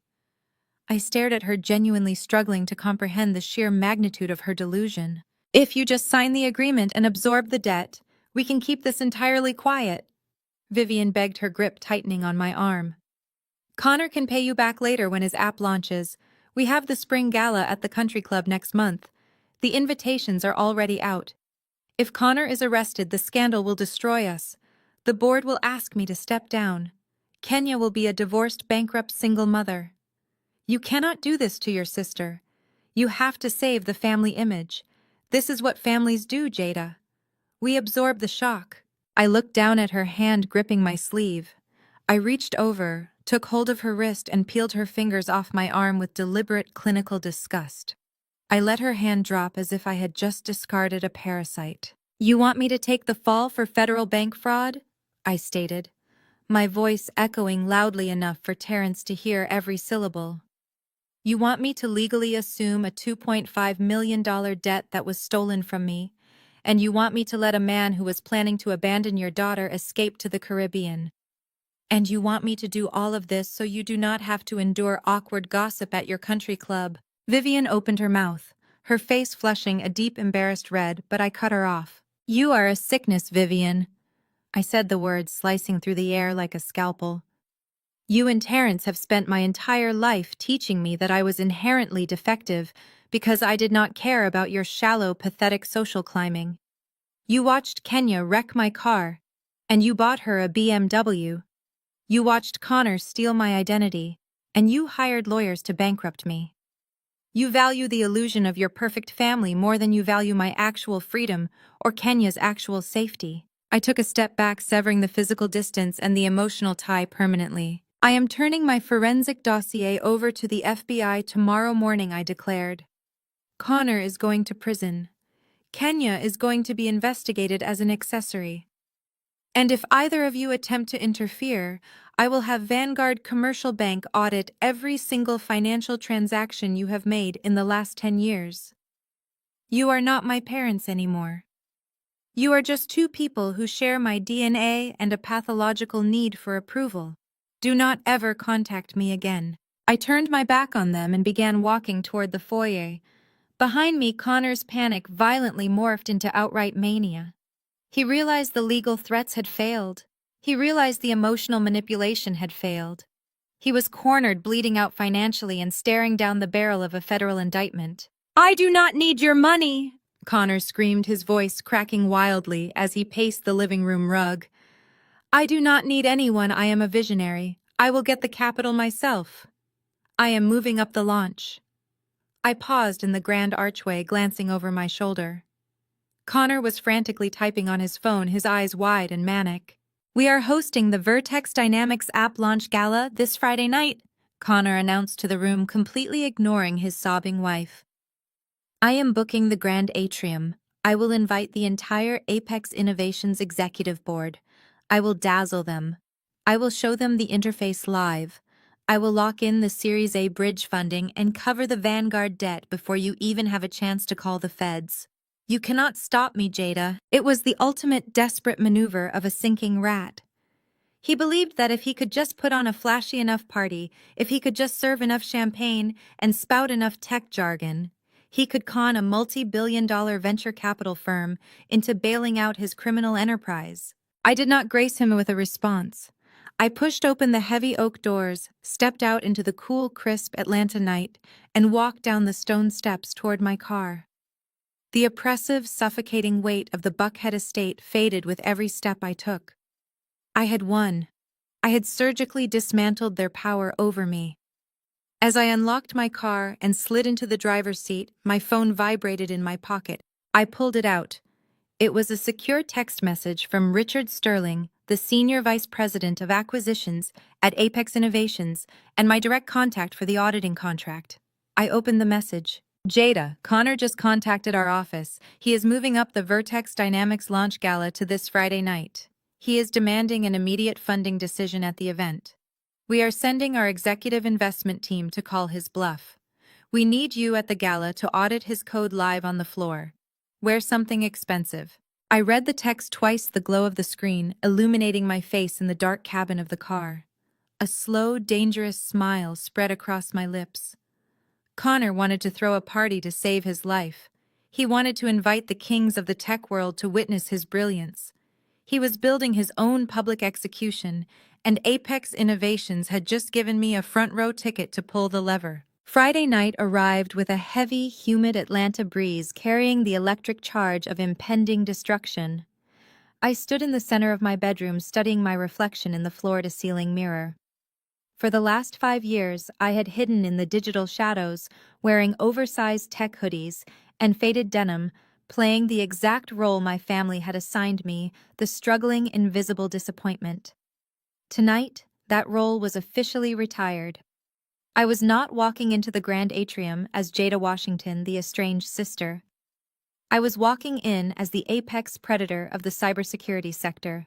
I bypassed my usual attire and pulled out a custom-tailored obsidian black Tom Ford suit.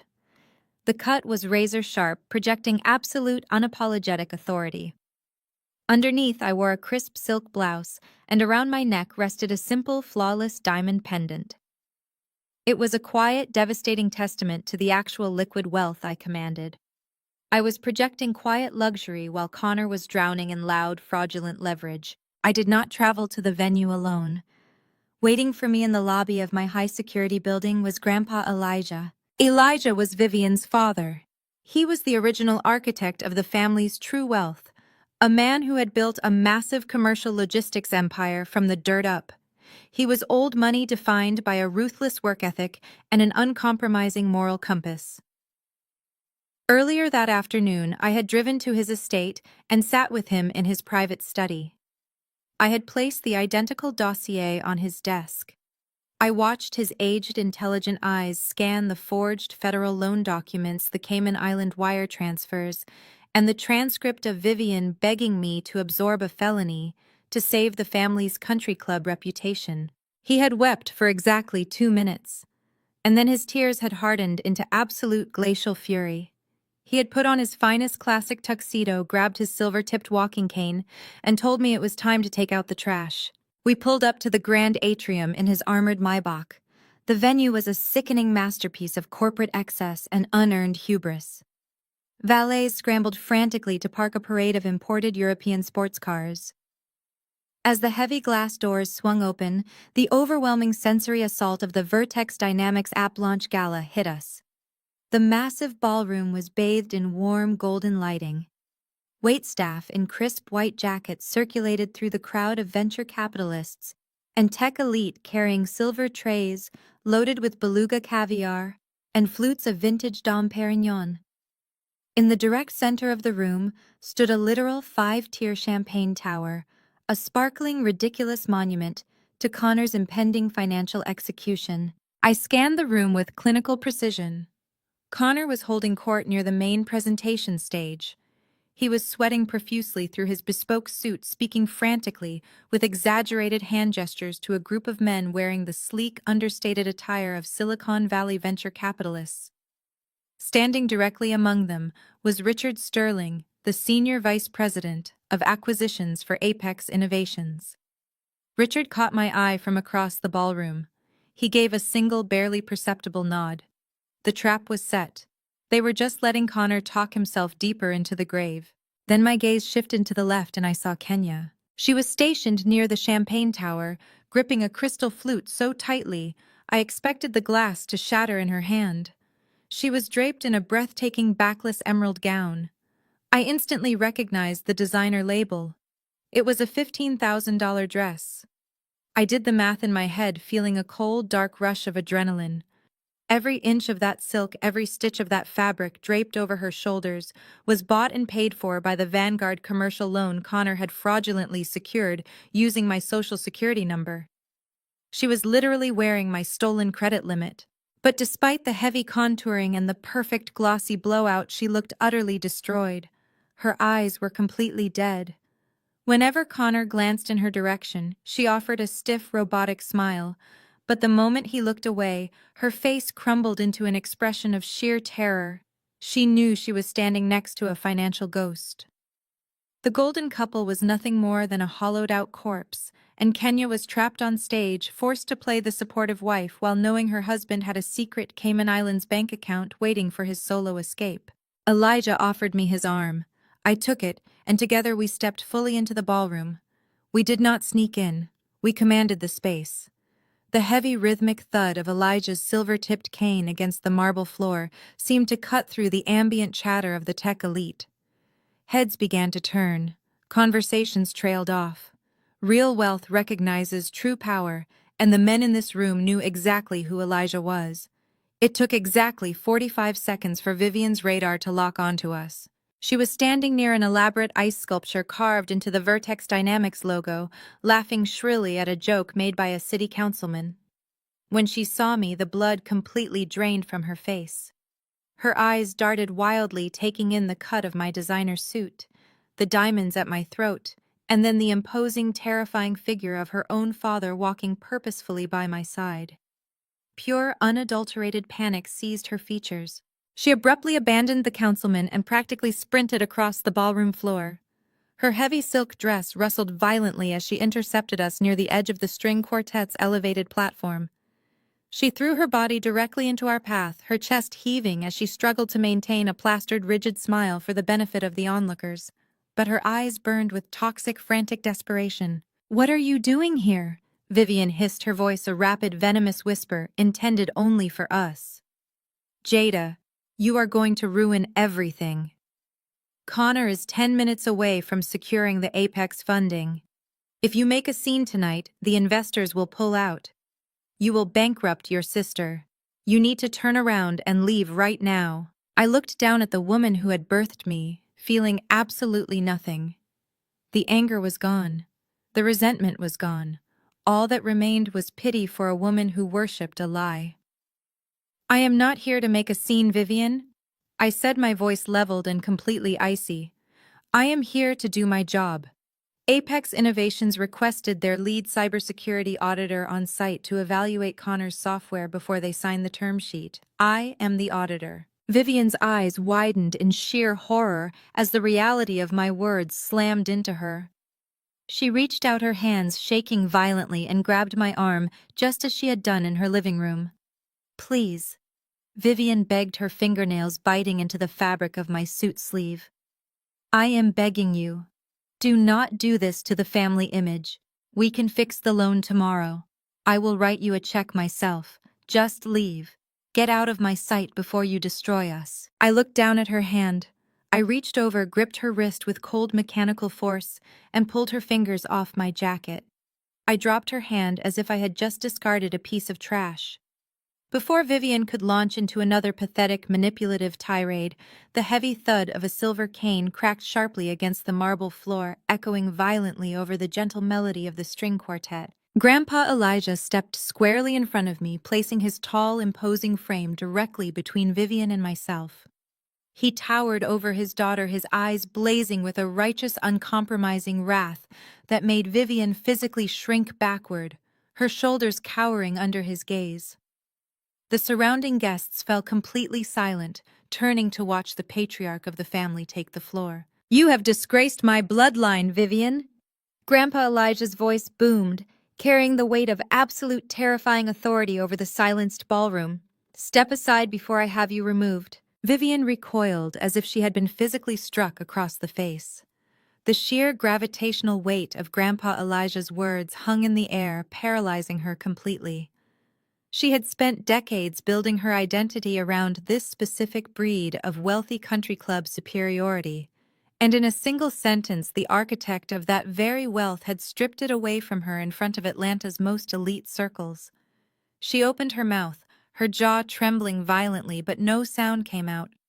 She looked frantically toward the ice sculpture, searching for Terrence, but my father had already turned his back, retreating into the shadows of the ballroom, rather than face the wrath of his father-in-law.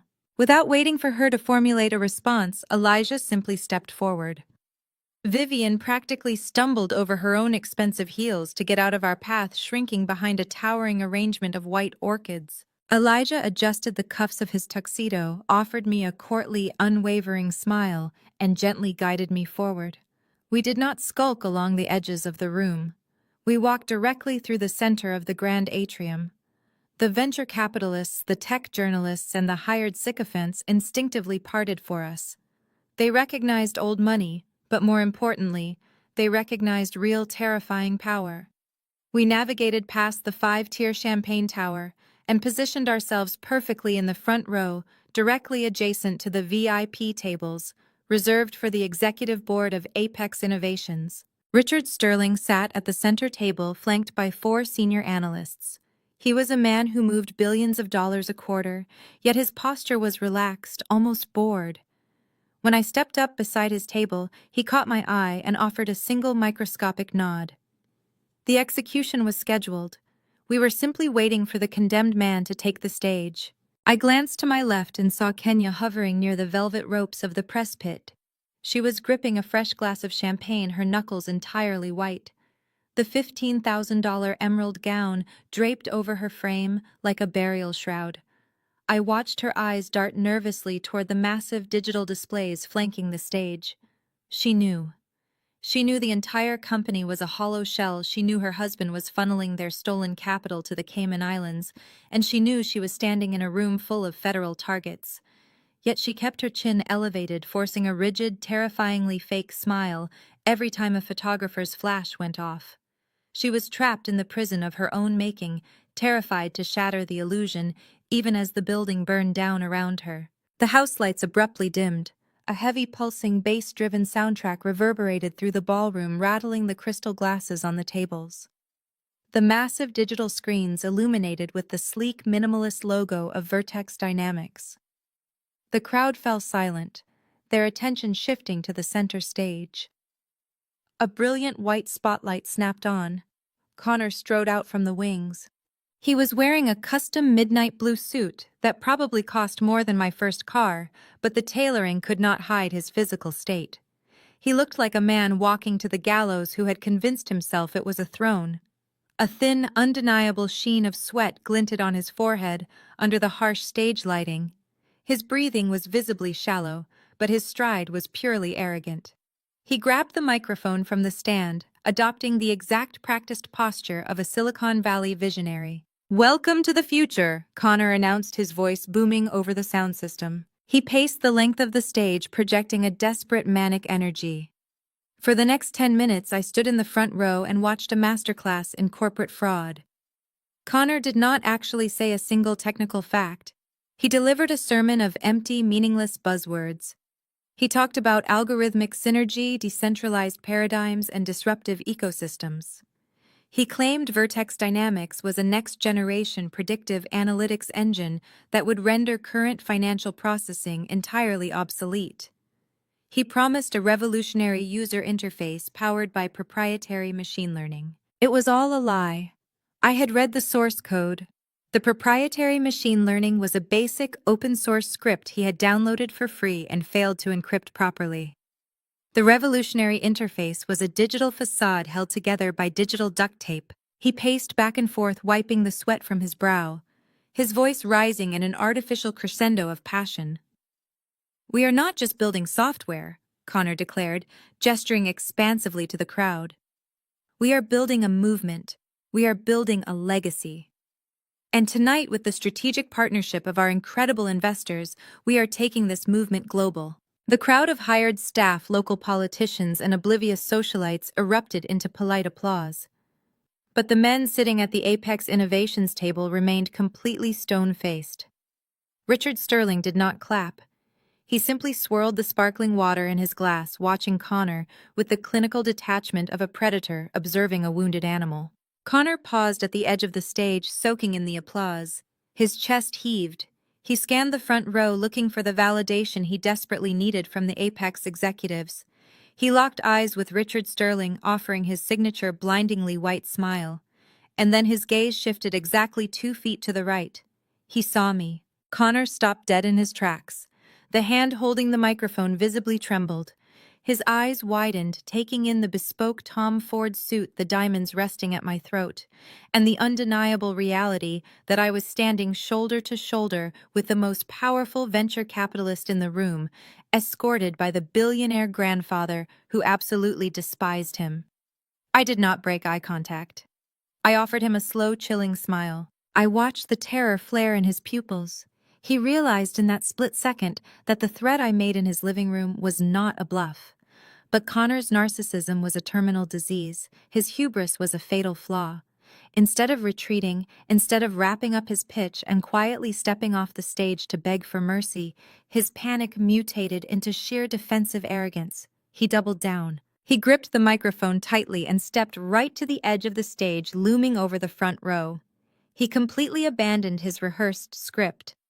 He decided to use his platform as a weapon, believing that if he could humiliate me publicly, he could discredit whatever truth I was holding. "You know, building a legacy is not easy," Connor said into the microphone, his tone suddenly dropping into a patronizing, condescending register. His eyes remained fixed directly on me. "True innovation requires sacrifice. It requires taking risks that ordinary people simply cannot comprehend. In this industry, you encounter a lot of resistance. You encounter people who refuse to grow." He offered a smug, arrogant chuckle that echoed through the ballroom. "There are people who build, and there are people who watch. You will always have to deal with bitter, low-level freelancers. You will always face the haters who could not innovate if their lives depended on it. The people who just complain from the sidelines because they are too terrified to take a risk. They sit in their little apartments clipping coupons, seething with jealousy because they do not have the vision to create a masterpiece. But true visionaries, we do not let the bottom feeders drag us down. We leave them exactly where they belong, in the past."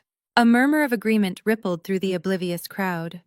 Connor flashed his arrogant, camera-ready smile, completely convinced he had just dismantled my credibility in front of the exact executives he needed to secure his funding. He thought he had poisoned the well. He thought he had won. "Thank you all for being part of the Vertex Dynamics family," Connor shouted over the rising applause, raising his hands in triumph. He stood at the center of the stage, bathing in the flashing lights of the press cameras. He looked down at the Apex Innovations table, his chest puffed out, waiting for the massive corporate validation.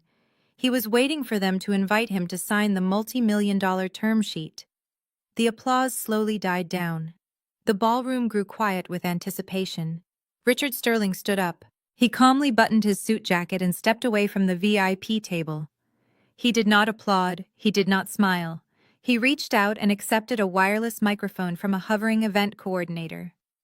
The entire room went dead silent, the collective breath held, as the senior vice president of Apex Innovations prepared to speak.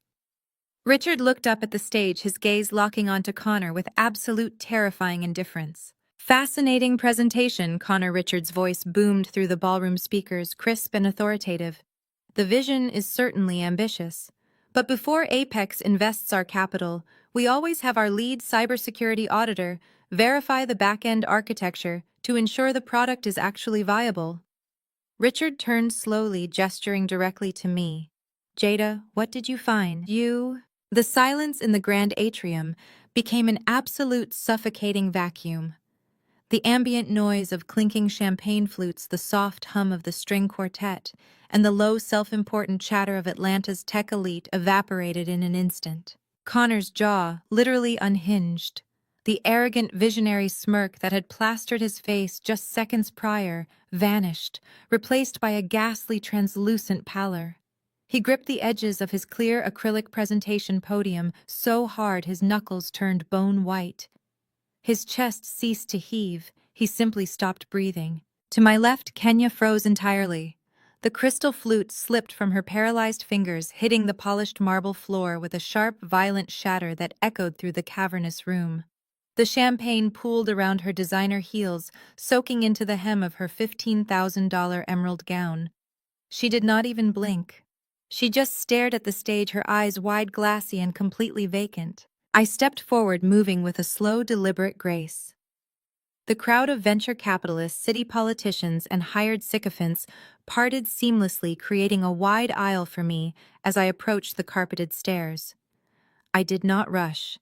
Every step was measured, projecting the exact unapologetic authority of a woman who held the absolute truth in her hands. I walked directly past Connor, completely ignoring his frantic, hyperventilating presence.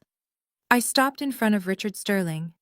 Richard offered a tight professional nod, handed me the wireless microphone, and then stepped back, fading into the dark perimeter wings of the stage to let me work. I turned to face the ballroom. The bright, blinding spotlight hit my obsidian black Tom Ford suit, catching the flawless diamond pendant resting at my throat. "Good evening," I said. My voice projected through the massive state-of-the-art sound system. It was steady, resonant, and completely devoid of emotion.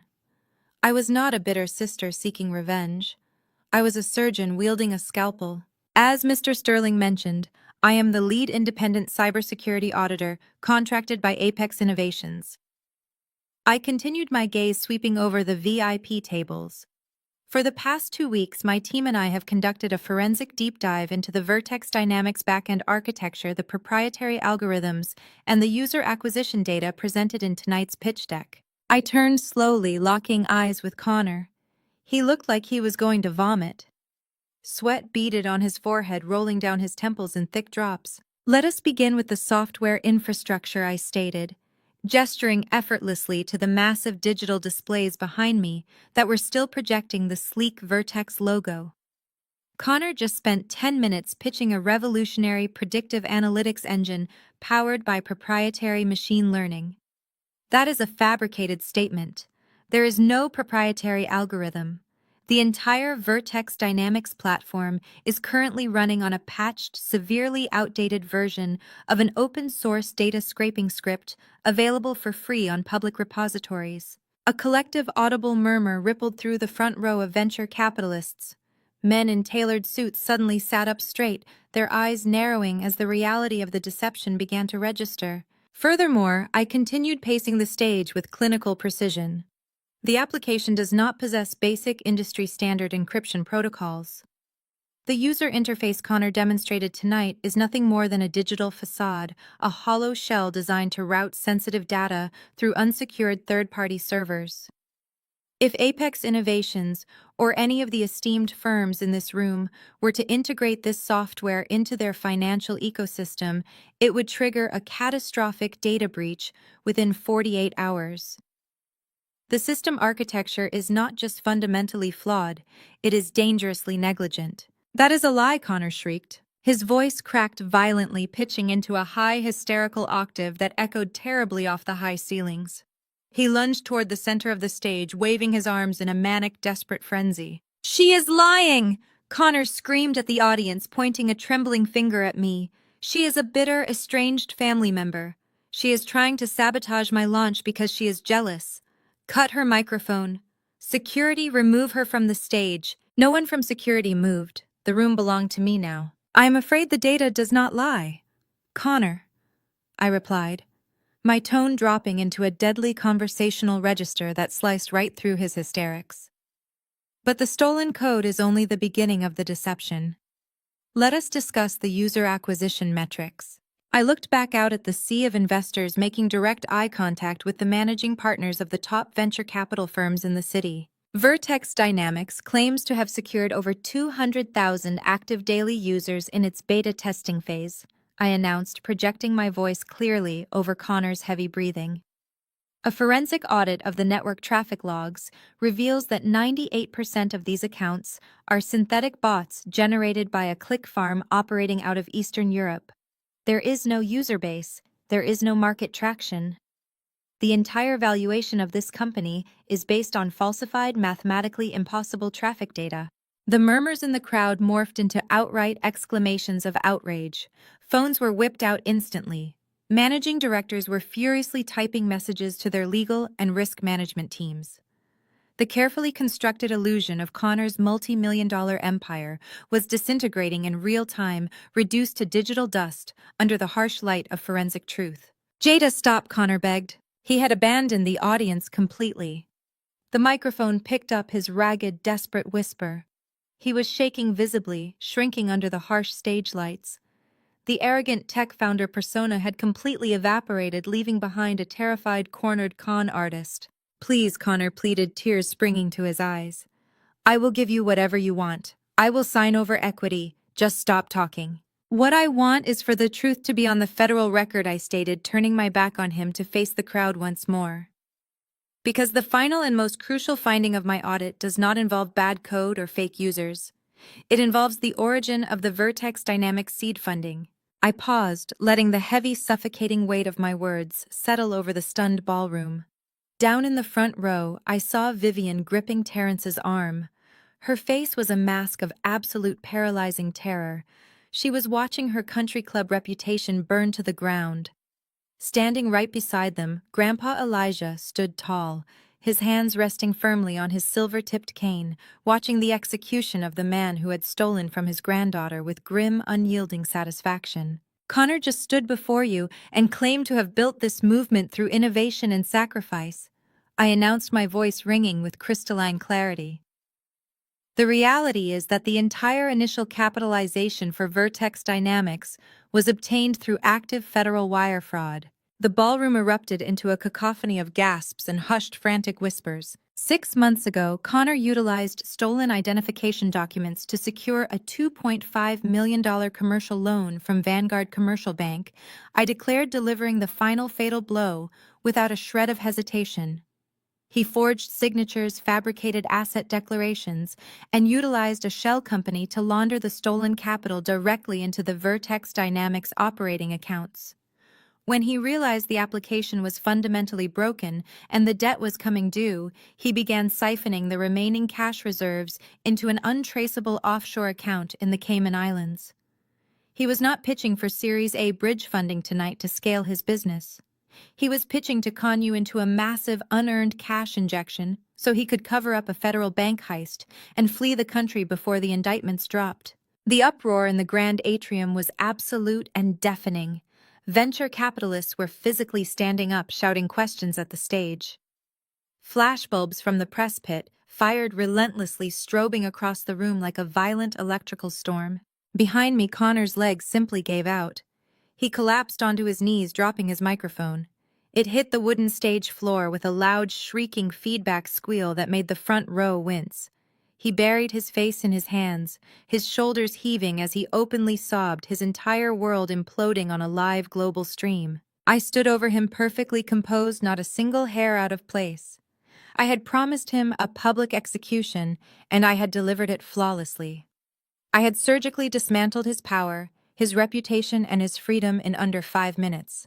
I raised my hand, signaling directly toward the back of the massive ballroom. Richard Sterling stepped out from the shadows of the main entrance archway.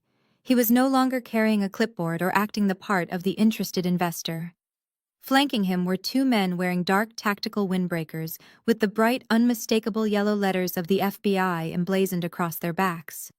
Behind them, a squad of uniformed Atlanta police officers marched into the ballroom in a tight, disciplined formation. The crowd parted instantly, giving the federal agents a wide, terrified berth as they marched straight down the center aisle and ascended the stage stairs. "Connor Washington," the lead agent announced, his voice cutting through the remaining chaos as he unclipped a pair of heavy steel handcuffs from his belt. "You are under arrest for federal wire fraud, aggravated identity theft, and money laundering. You have the right to remain silent." As the cold steel snapped shut around Connor's wrists, locking him into a reality he could no longer con his way out of, I looked down into the audience. Vivian and Terrence stood frozen behind the velvet ropes. Their mouths hung open in paralyzed, unspeakable horror, helplessly watching the golden boy they had chosen over their own flesh and blood be led away in absolute disgrace. The 30 days following the Vertex Dynamics app launch gala were a masterclass in total systemic annihilation. The spectacle of Connor being marched out of the grand atrium in federal handcuffs dominated the national tech news cycle, but the public humiliation was only the prologue. The real destruction happened in the sterile, windowless interrogation rooms of the FBI's Atlanta field office, where the illusion of family loyalty was violently dismantled. Connor lasted exactly 48 hours in federal custody before his unearned bravado completely shattered. facing a 20-year mandatory minimum for wire fraud, aggravated identity theft, and international money laundering. The visionary tech founder did what he had always done. He looked for someone else to absorb the impact. Desperate for a reduced sentence and terrified of maximum security prison, Connor eagerly signed a proffer agreement and threw his beloved wife directly under the federal bus. In his recorded depositions, Connor claimed Kenya was not merely a passive beneficiary of his embezzlement, but the primary instigator. He detailed how her relentless escalating demands for luxury status, the penthouse upgrades, the imported vehicles, the designer wardrobes, had forced him to siphon funds from the Vanguard commercial loan. To secure his plea deal, he provided federal investigators with a mountain of unencrypted text messages, audio recordings, and shared credit card statements. He proved undeniably that Kenya knowingly spent capital she knew was stolen.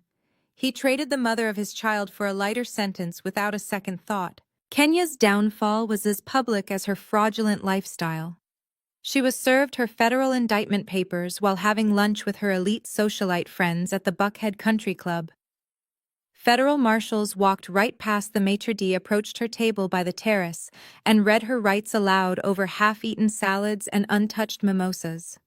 She was charged as an active accessory after the fact, and for the receipt of stolen property.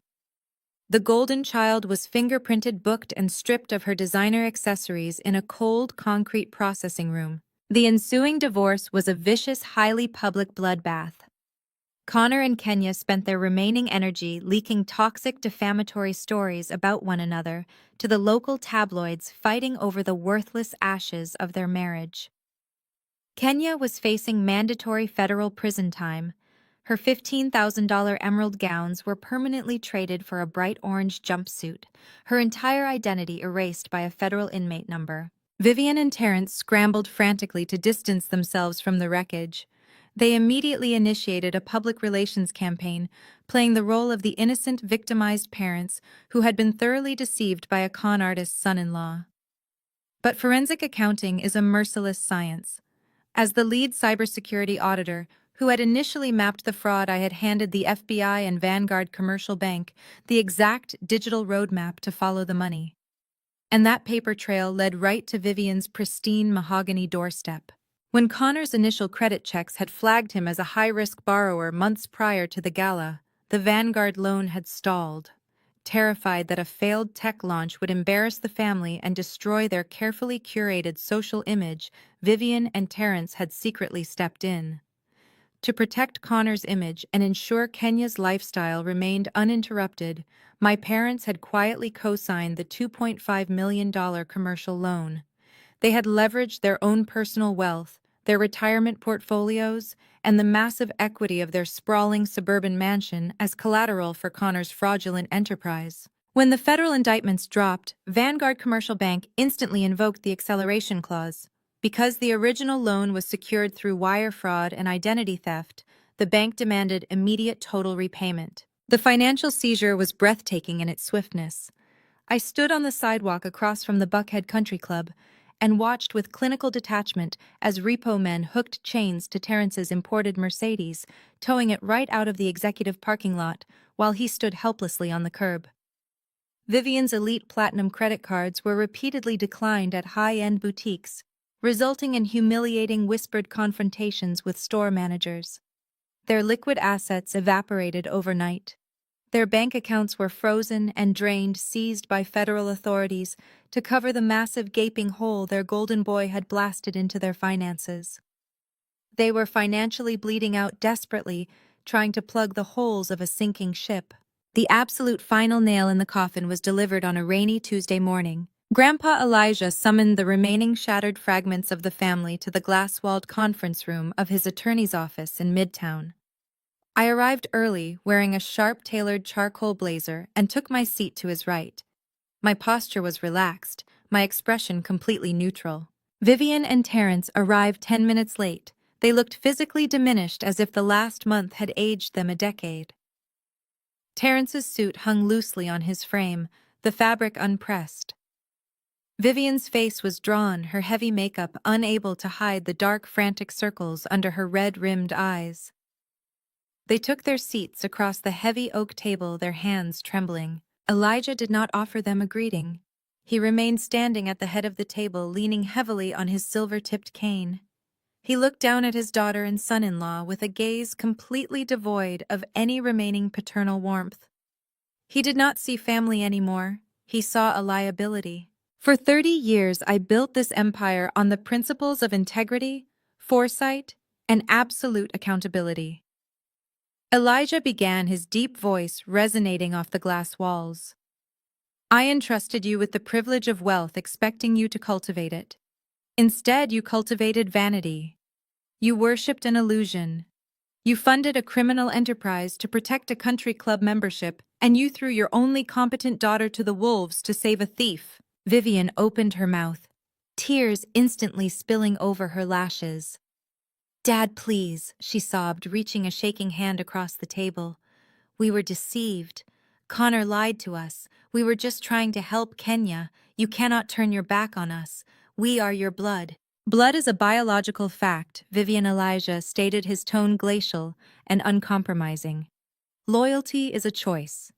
And you chose poorly. He gestured to the senior attorney standing quietly in the corner of the room. The lawyer stepped forward, placing a thick, freshly bound legal document on the table. As of this morning, I have formally and irrevocably rewritten my last will and testament, Elijah announced. The words struck the table like physical blows. I have completely disinherited Vivian Washington, Terrence Washington, and Kenya Washington. You will not receive a single cent from my estate. Your access to the family trust is permanently revoked. Your seats on the board of directors are hereby terminated. Terrence gasped, clutching his chest as if he had been shot. Vivian let out a ragged, hysterical wail, burying her face in her hands. My entire estate, my liquid assets, my properties, and the absolute voting control of the logistics empire I built will be transferred immediately into an irrevocable trust. Elijah continued, turning his gaze toward me.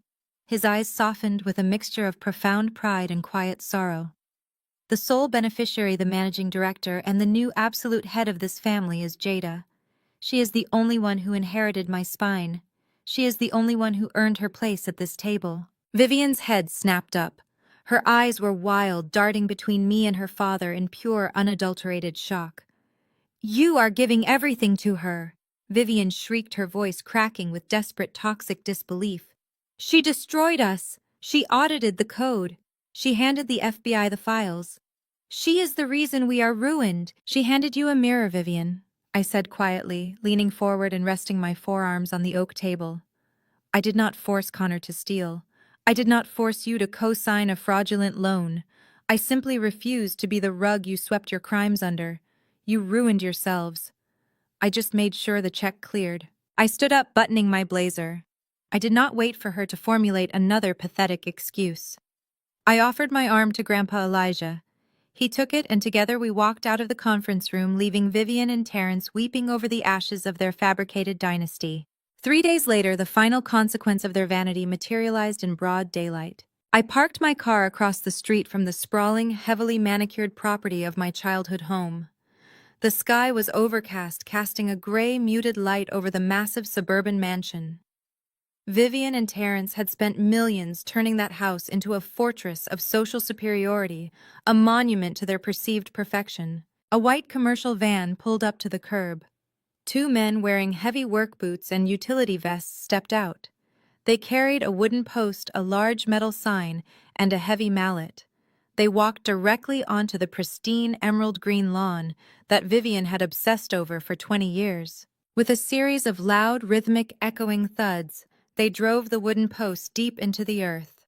The sound reverberated down the quiet, affluent street, signaling the absolute end of their reign. I rolled down my window, watching the men pack up their tools and drive away. The large metal sign stood stark and undeniable against the backdrop of the massive brick estate. In bold, glaring red letters, it broadcast the truth to the entire neighborhood. Foreclosure, property of Vanguard Commercial Bank. The thick, oppressive humidity of the Atlanta afternoon clung to the air as I pulled my car to a stop across the street from the Buckhead estate. The massive brick mansion, once a towering monument to Vivian and Terrence's carefully curated illusion of perfection, now looked remarkably like a tomb. The manicured emerald lawn they had obsessed over for 2 decades was overgrown and browning at the edges. Planted squarely in the center of the dead grass was the glaring red metal sign from Vanguard Commercial Bank. Foreclosure. I stepped out of my car, the sharp click of my heels echoing down the quiet, affluent street. I did not walk onto the property. I simply stood on the sidewalk observing the final pathetic act of a fabricated dynasty. Instead of the usual parade of imported European sports cars, a battered, rented yellow moving truck was parked awkwardly in the circular driveway. The heavy oak front doors were propped open with a cheap plastic cooler. Vivian emerged from the grand foyer. She was unrecognizable. The immaculate blowouts, the heavy diamond jewelry, and the tailored designer dresses were completely gone. She was wearing faded sweatpants and a stained t-shirt, struggling under the weight of a taped-up cardboard box. Her face was drawn, deeply lined with exhaustion and the toxic stress of losing her entire social identity. She carried the box to the back of the moving truck, shoved it inside, and leaned against the bumper, gasping for air. A moment later, Terrence walked out of the house. He was dragging a cheap, plastic-wrapped mattress across the marble porch. He looked broken. The authoritative corporate posture he had used to intimidate me my entire life had evaporated, leaving behind a stooped, defeated old man. He paused to wipe the sweat from his forehead. As he lowered his hand, his gaze drifted across the street. He locked eyes with me. Terrence froze. He dropped the mattress. It hit the pavement with a dull, heavy thud. For a long moment, we just stared at each other across the asphalt. I stood perfectly straight, wearing a tailored charcoal suit, projecting the absolute unshakable calm of a woman who had won the war. He stood in the wreckage of his own hubris. Slowly, Terrence stepped off the porch. He walked down the driveway, his shoulders hunched, his eyes fixed on the pavement until he reached the edge of the property line. He stopped just a few feet away from me. "Jada." Terrence rasped, his voice cracking with a desperate, pathetic vulnerability I had never heard before. "You came." I did not respond. I simply watched him. He reached up, rubbing his trembling hands over his face. Tears began to well in his eyes, spilling over his cheeks. It was a staggering display of emotional collapse. "Please." Terrence begged, his voice dropping into a frantic, pleading whisper. "I know we made mistakes. I know we were blind. Connor deceived us completely. He manipulated our trust. We were just trying to protect the family. We are packing up to move into a cramped 2-bedroom apartment on the south side of the city. We have nothing left. The bank seized the retirement accounts. The legal fees for your sister are bleeding us dry." He took a desperate step forward, raising his hands as if reaching for a lifeline. "You have the firm," Jada. Terrence pleaded, the tears flowing freely now. "You have your grandfather's entire estate. You control the trust. We are drowning. Just a small loan. Just enough to get us a decent place to live while we figure this out. We are your parents. You have to find it in your heart to forgive us." I looked at his outstretched hands. I looked at the tears streaming down his face. I analyzed his words with the same clinical, detached precision I used to audit fraudulent code. "Here is the reality of your situation, Terrence," I stated, my voice ringing with absolute icy clarity. "You were not deceived.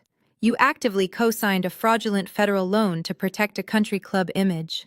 You were not protecting the family. You were protecting your vanity. You did not make a mistake. You made a calculated financial bet against my life, and you lost." Terrence opened his mouth, his face flushing a deep, humiliated red, but I cut him off before he could formulate another excuse. "You aren't sorry for what you did, Dad," I said, delivering the words with devastating, lethal precision. "You're just sorry that the daughter you bet on lost and the daughter you discarded won." Terrence flinched violently, as if the words had physically struck him in the chest. His arms dropped to his sides. The realization washed over his face that the manipulation had completely failed. The emotional leverage he had spent 30 years building over me was entirely gone. I turned my back on him. I opened my car door, slid into the driver's seat, and started the engine. As I pulled away from the curb, I checked the rearview mirror one last time. Terrence was still standing on the edge of the dead lawn, a broken man staring at the taillights of the daughter he had thrown away. I did not look back again. I The new empire. The sunlight poured through the floor-to-ceiling glass windows of my new executive boardroom, casting long, sharp shadows across the polished mahogany table. The panoramic view of the downtown skyline was breathtaking, a sprawling, endless grid of glass and steel that hummed with kinetic energy. I sat at the head of the table. Directly across from me sat Grandpa Elijah. He was wearing an immaculate navy blue suit, his silver-tipped cane resting against the arm of his leather chair. He looked healthier and sharper than he had in years. The heavy, oppressive burden of watching his daughter squander his legacy had been lifted from his shoulders. He had finally found his true heir. Spread out on the table between us were the finalized verified documents for a massive multi-million-dollar acquisition. Apex Innovations had not just offered me the auditing contract. After witnessing the absolute surgical dismantling of Vertex Dynamics, Richard Sterling had recognized the sheer, unadulterated power of my firm. Apex was formally acquiring a 30% stake in my cybersecurity agency, providing a massive capital injection that would immediately scale our operations to an international level. I reviewed the final term sheet, picking up a heavy gold-plated fountain pen. I signed my name with smooth, deliberate strokes. "It is a solid deal," Jada Elijah said, his deep voice rumbling with profound satisfaction. "The valuation is aggressive but entirely justified. Your infrastructure is flawless. You built something real. You built something that relies on actual structural integrity rather than leverage and lies." I closed the leather portfolio and slid it across the table. "I learned from the best," I replied, offering him a warm, genuine smile. Elijah tapped his fingers against the mahogany table. He looked around the sleek, modern boardroom, taking in the servers humming quietly behind the frosted glass walls, the analysts moving purposefully through the outer office, the undeniable reality of an empire operating at peak efficiency. "Your mother and your sister thought power was something you could buy," Elijah murmured, his gaze turning reflective. "They believed that if you wore the right clothes and threw the right parties, the world would bow to you. They never understood that true power is quiet. It is the ability to look at a broken system, recognize the flaws, and tear it down with absolute precision. You have that power, Jada. You always did." "Thank you, Grandpa," I said softly. He nodded, adjusting his suit jacket as he prepared to stand. "I will let you get back to work. We have a board meeting for the Logistics Trust on Thursday. I expect you to tear through the quarterly projections just as ruthlessly as you audited that idiot's software." "I would not have it any other way, I promised." I walked him to the private elevator, waiting until the silver doors slid shut before returning to the boardroom. The space was completely silent, save for the low, rhythmic hum of the city traffic drifting up through the reinforced glass. I walked over to the windows, pressing my hand against the cool, smooth surface. I looked out over the sprawling metropolis. For the first 25 years of my life, I had allowed Vivian, Terrence, and Kenya to dictate my worth. I had internalized their constant toxic messaging. I had accepted the role of the defective, invisible daughter, hiding in the background, while they paraded their golden, fraudulent lives in the spotlight. I had believed their lies because it was easier than confronting the agonizing truth that my own blood viewed me as a liability. But the moment Connor had stolen my identity, the paradigm had violently shifted. They had pushed me into a corner, expecting me to quietly absorb the debt and fade away to preserve their precious social standing. They expected me to remain the victim. Instead, I had weaponized their betrayal. I had taken the pain, the isolation, and the sheer, unadulterated rage of being discarded, and I had forged it into an unstoppable digital blade. I had not just survived their psychological warfare. I had mapped their entire ecosystem of fraud, exposed the structural rot at the center of their golden lives, and orchestrated a public, devastating execution. Connor was sitting in a federal holding cell, awaiting a decade of mandatory minimums. Kenya was facing a grand jury indictment, stripped of her gowns and her arrogance. Vivian and Terrence had lost their mansion, their wealth, and their social standing, banished to the very shadows they had tried to force me into. I looked down at the diamond pendant resting against my collarbone. It caught the afternoon light, fracturing the sun into a million brilliant, blinding shards. I had severed the emotional chains. I had secured a multi-million-dollar empire. I had absolute, undeniable freedom. I turned away from the window, walking back toward my desk to begin the next phase of the expansion. I had won the war, and the future was entirely, unquestionably mine. The ultimate lesson from this story is that your true worth is never determined by the people who continually fail to recognize it. Blood does not automatically guarantee loyalty, and toxic family dynamics should never dictate your future or your self-esteem. When you are constantly diminished, underestimated, or treated as a liability, the most powerful response is not to shrink to fit their narrative, but to quietly and ruthlessly build your own strength. True vindication rarely comes from their apologies, which are often born of desperation, rather than genuine remorse, but rather from setting unbreakable boundaries and reclaiming your power. If you have ever had to break free from toxic family expectations to forge your own successful path, share your empowering story in the comments below, and subscribe for more tales of triumph and resilience.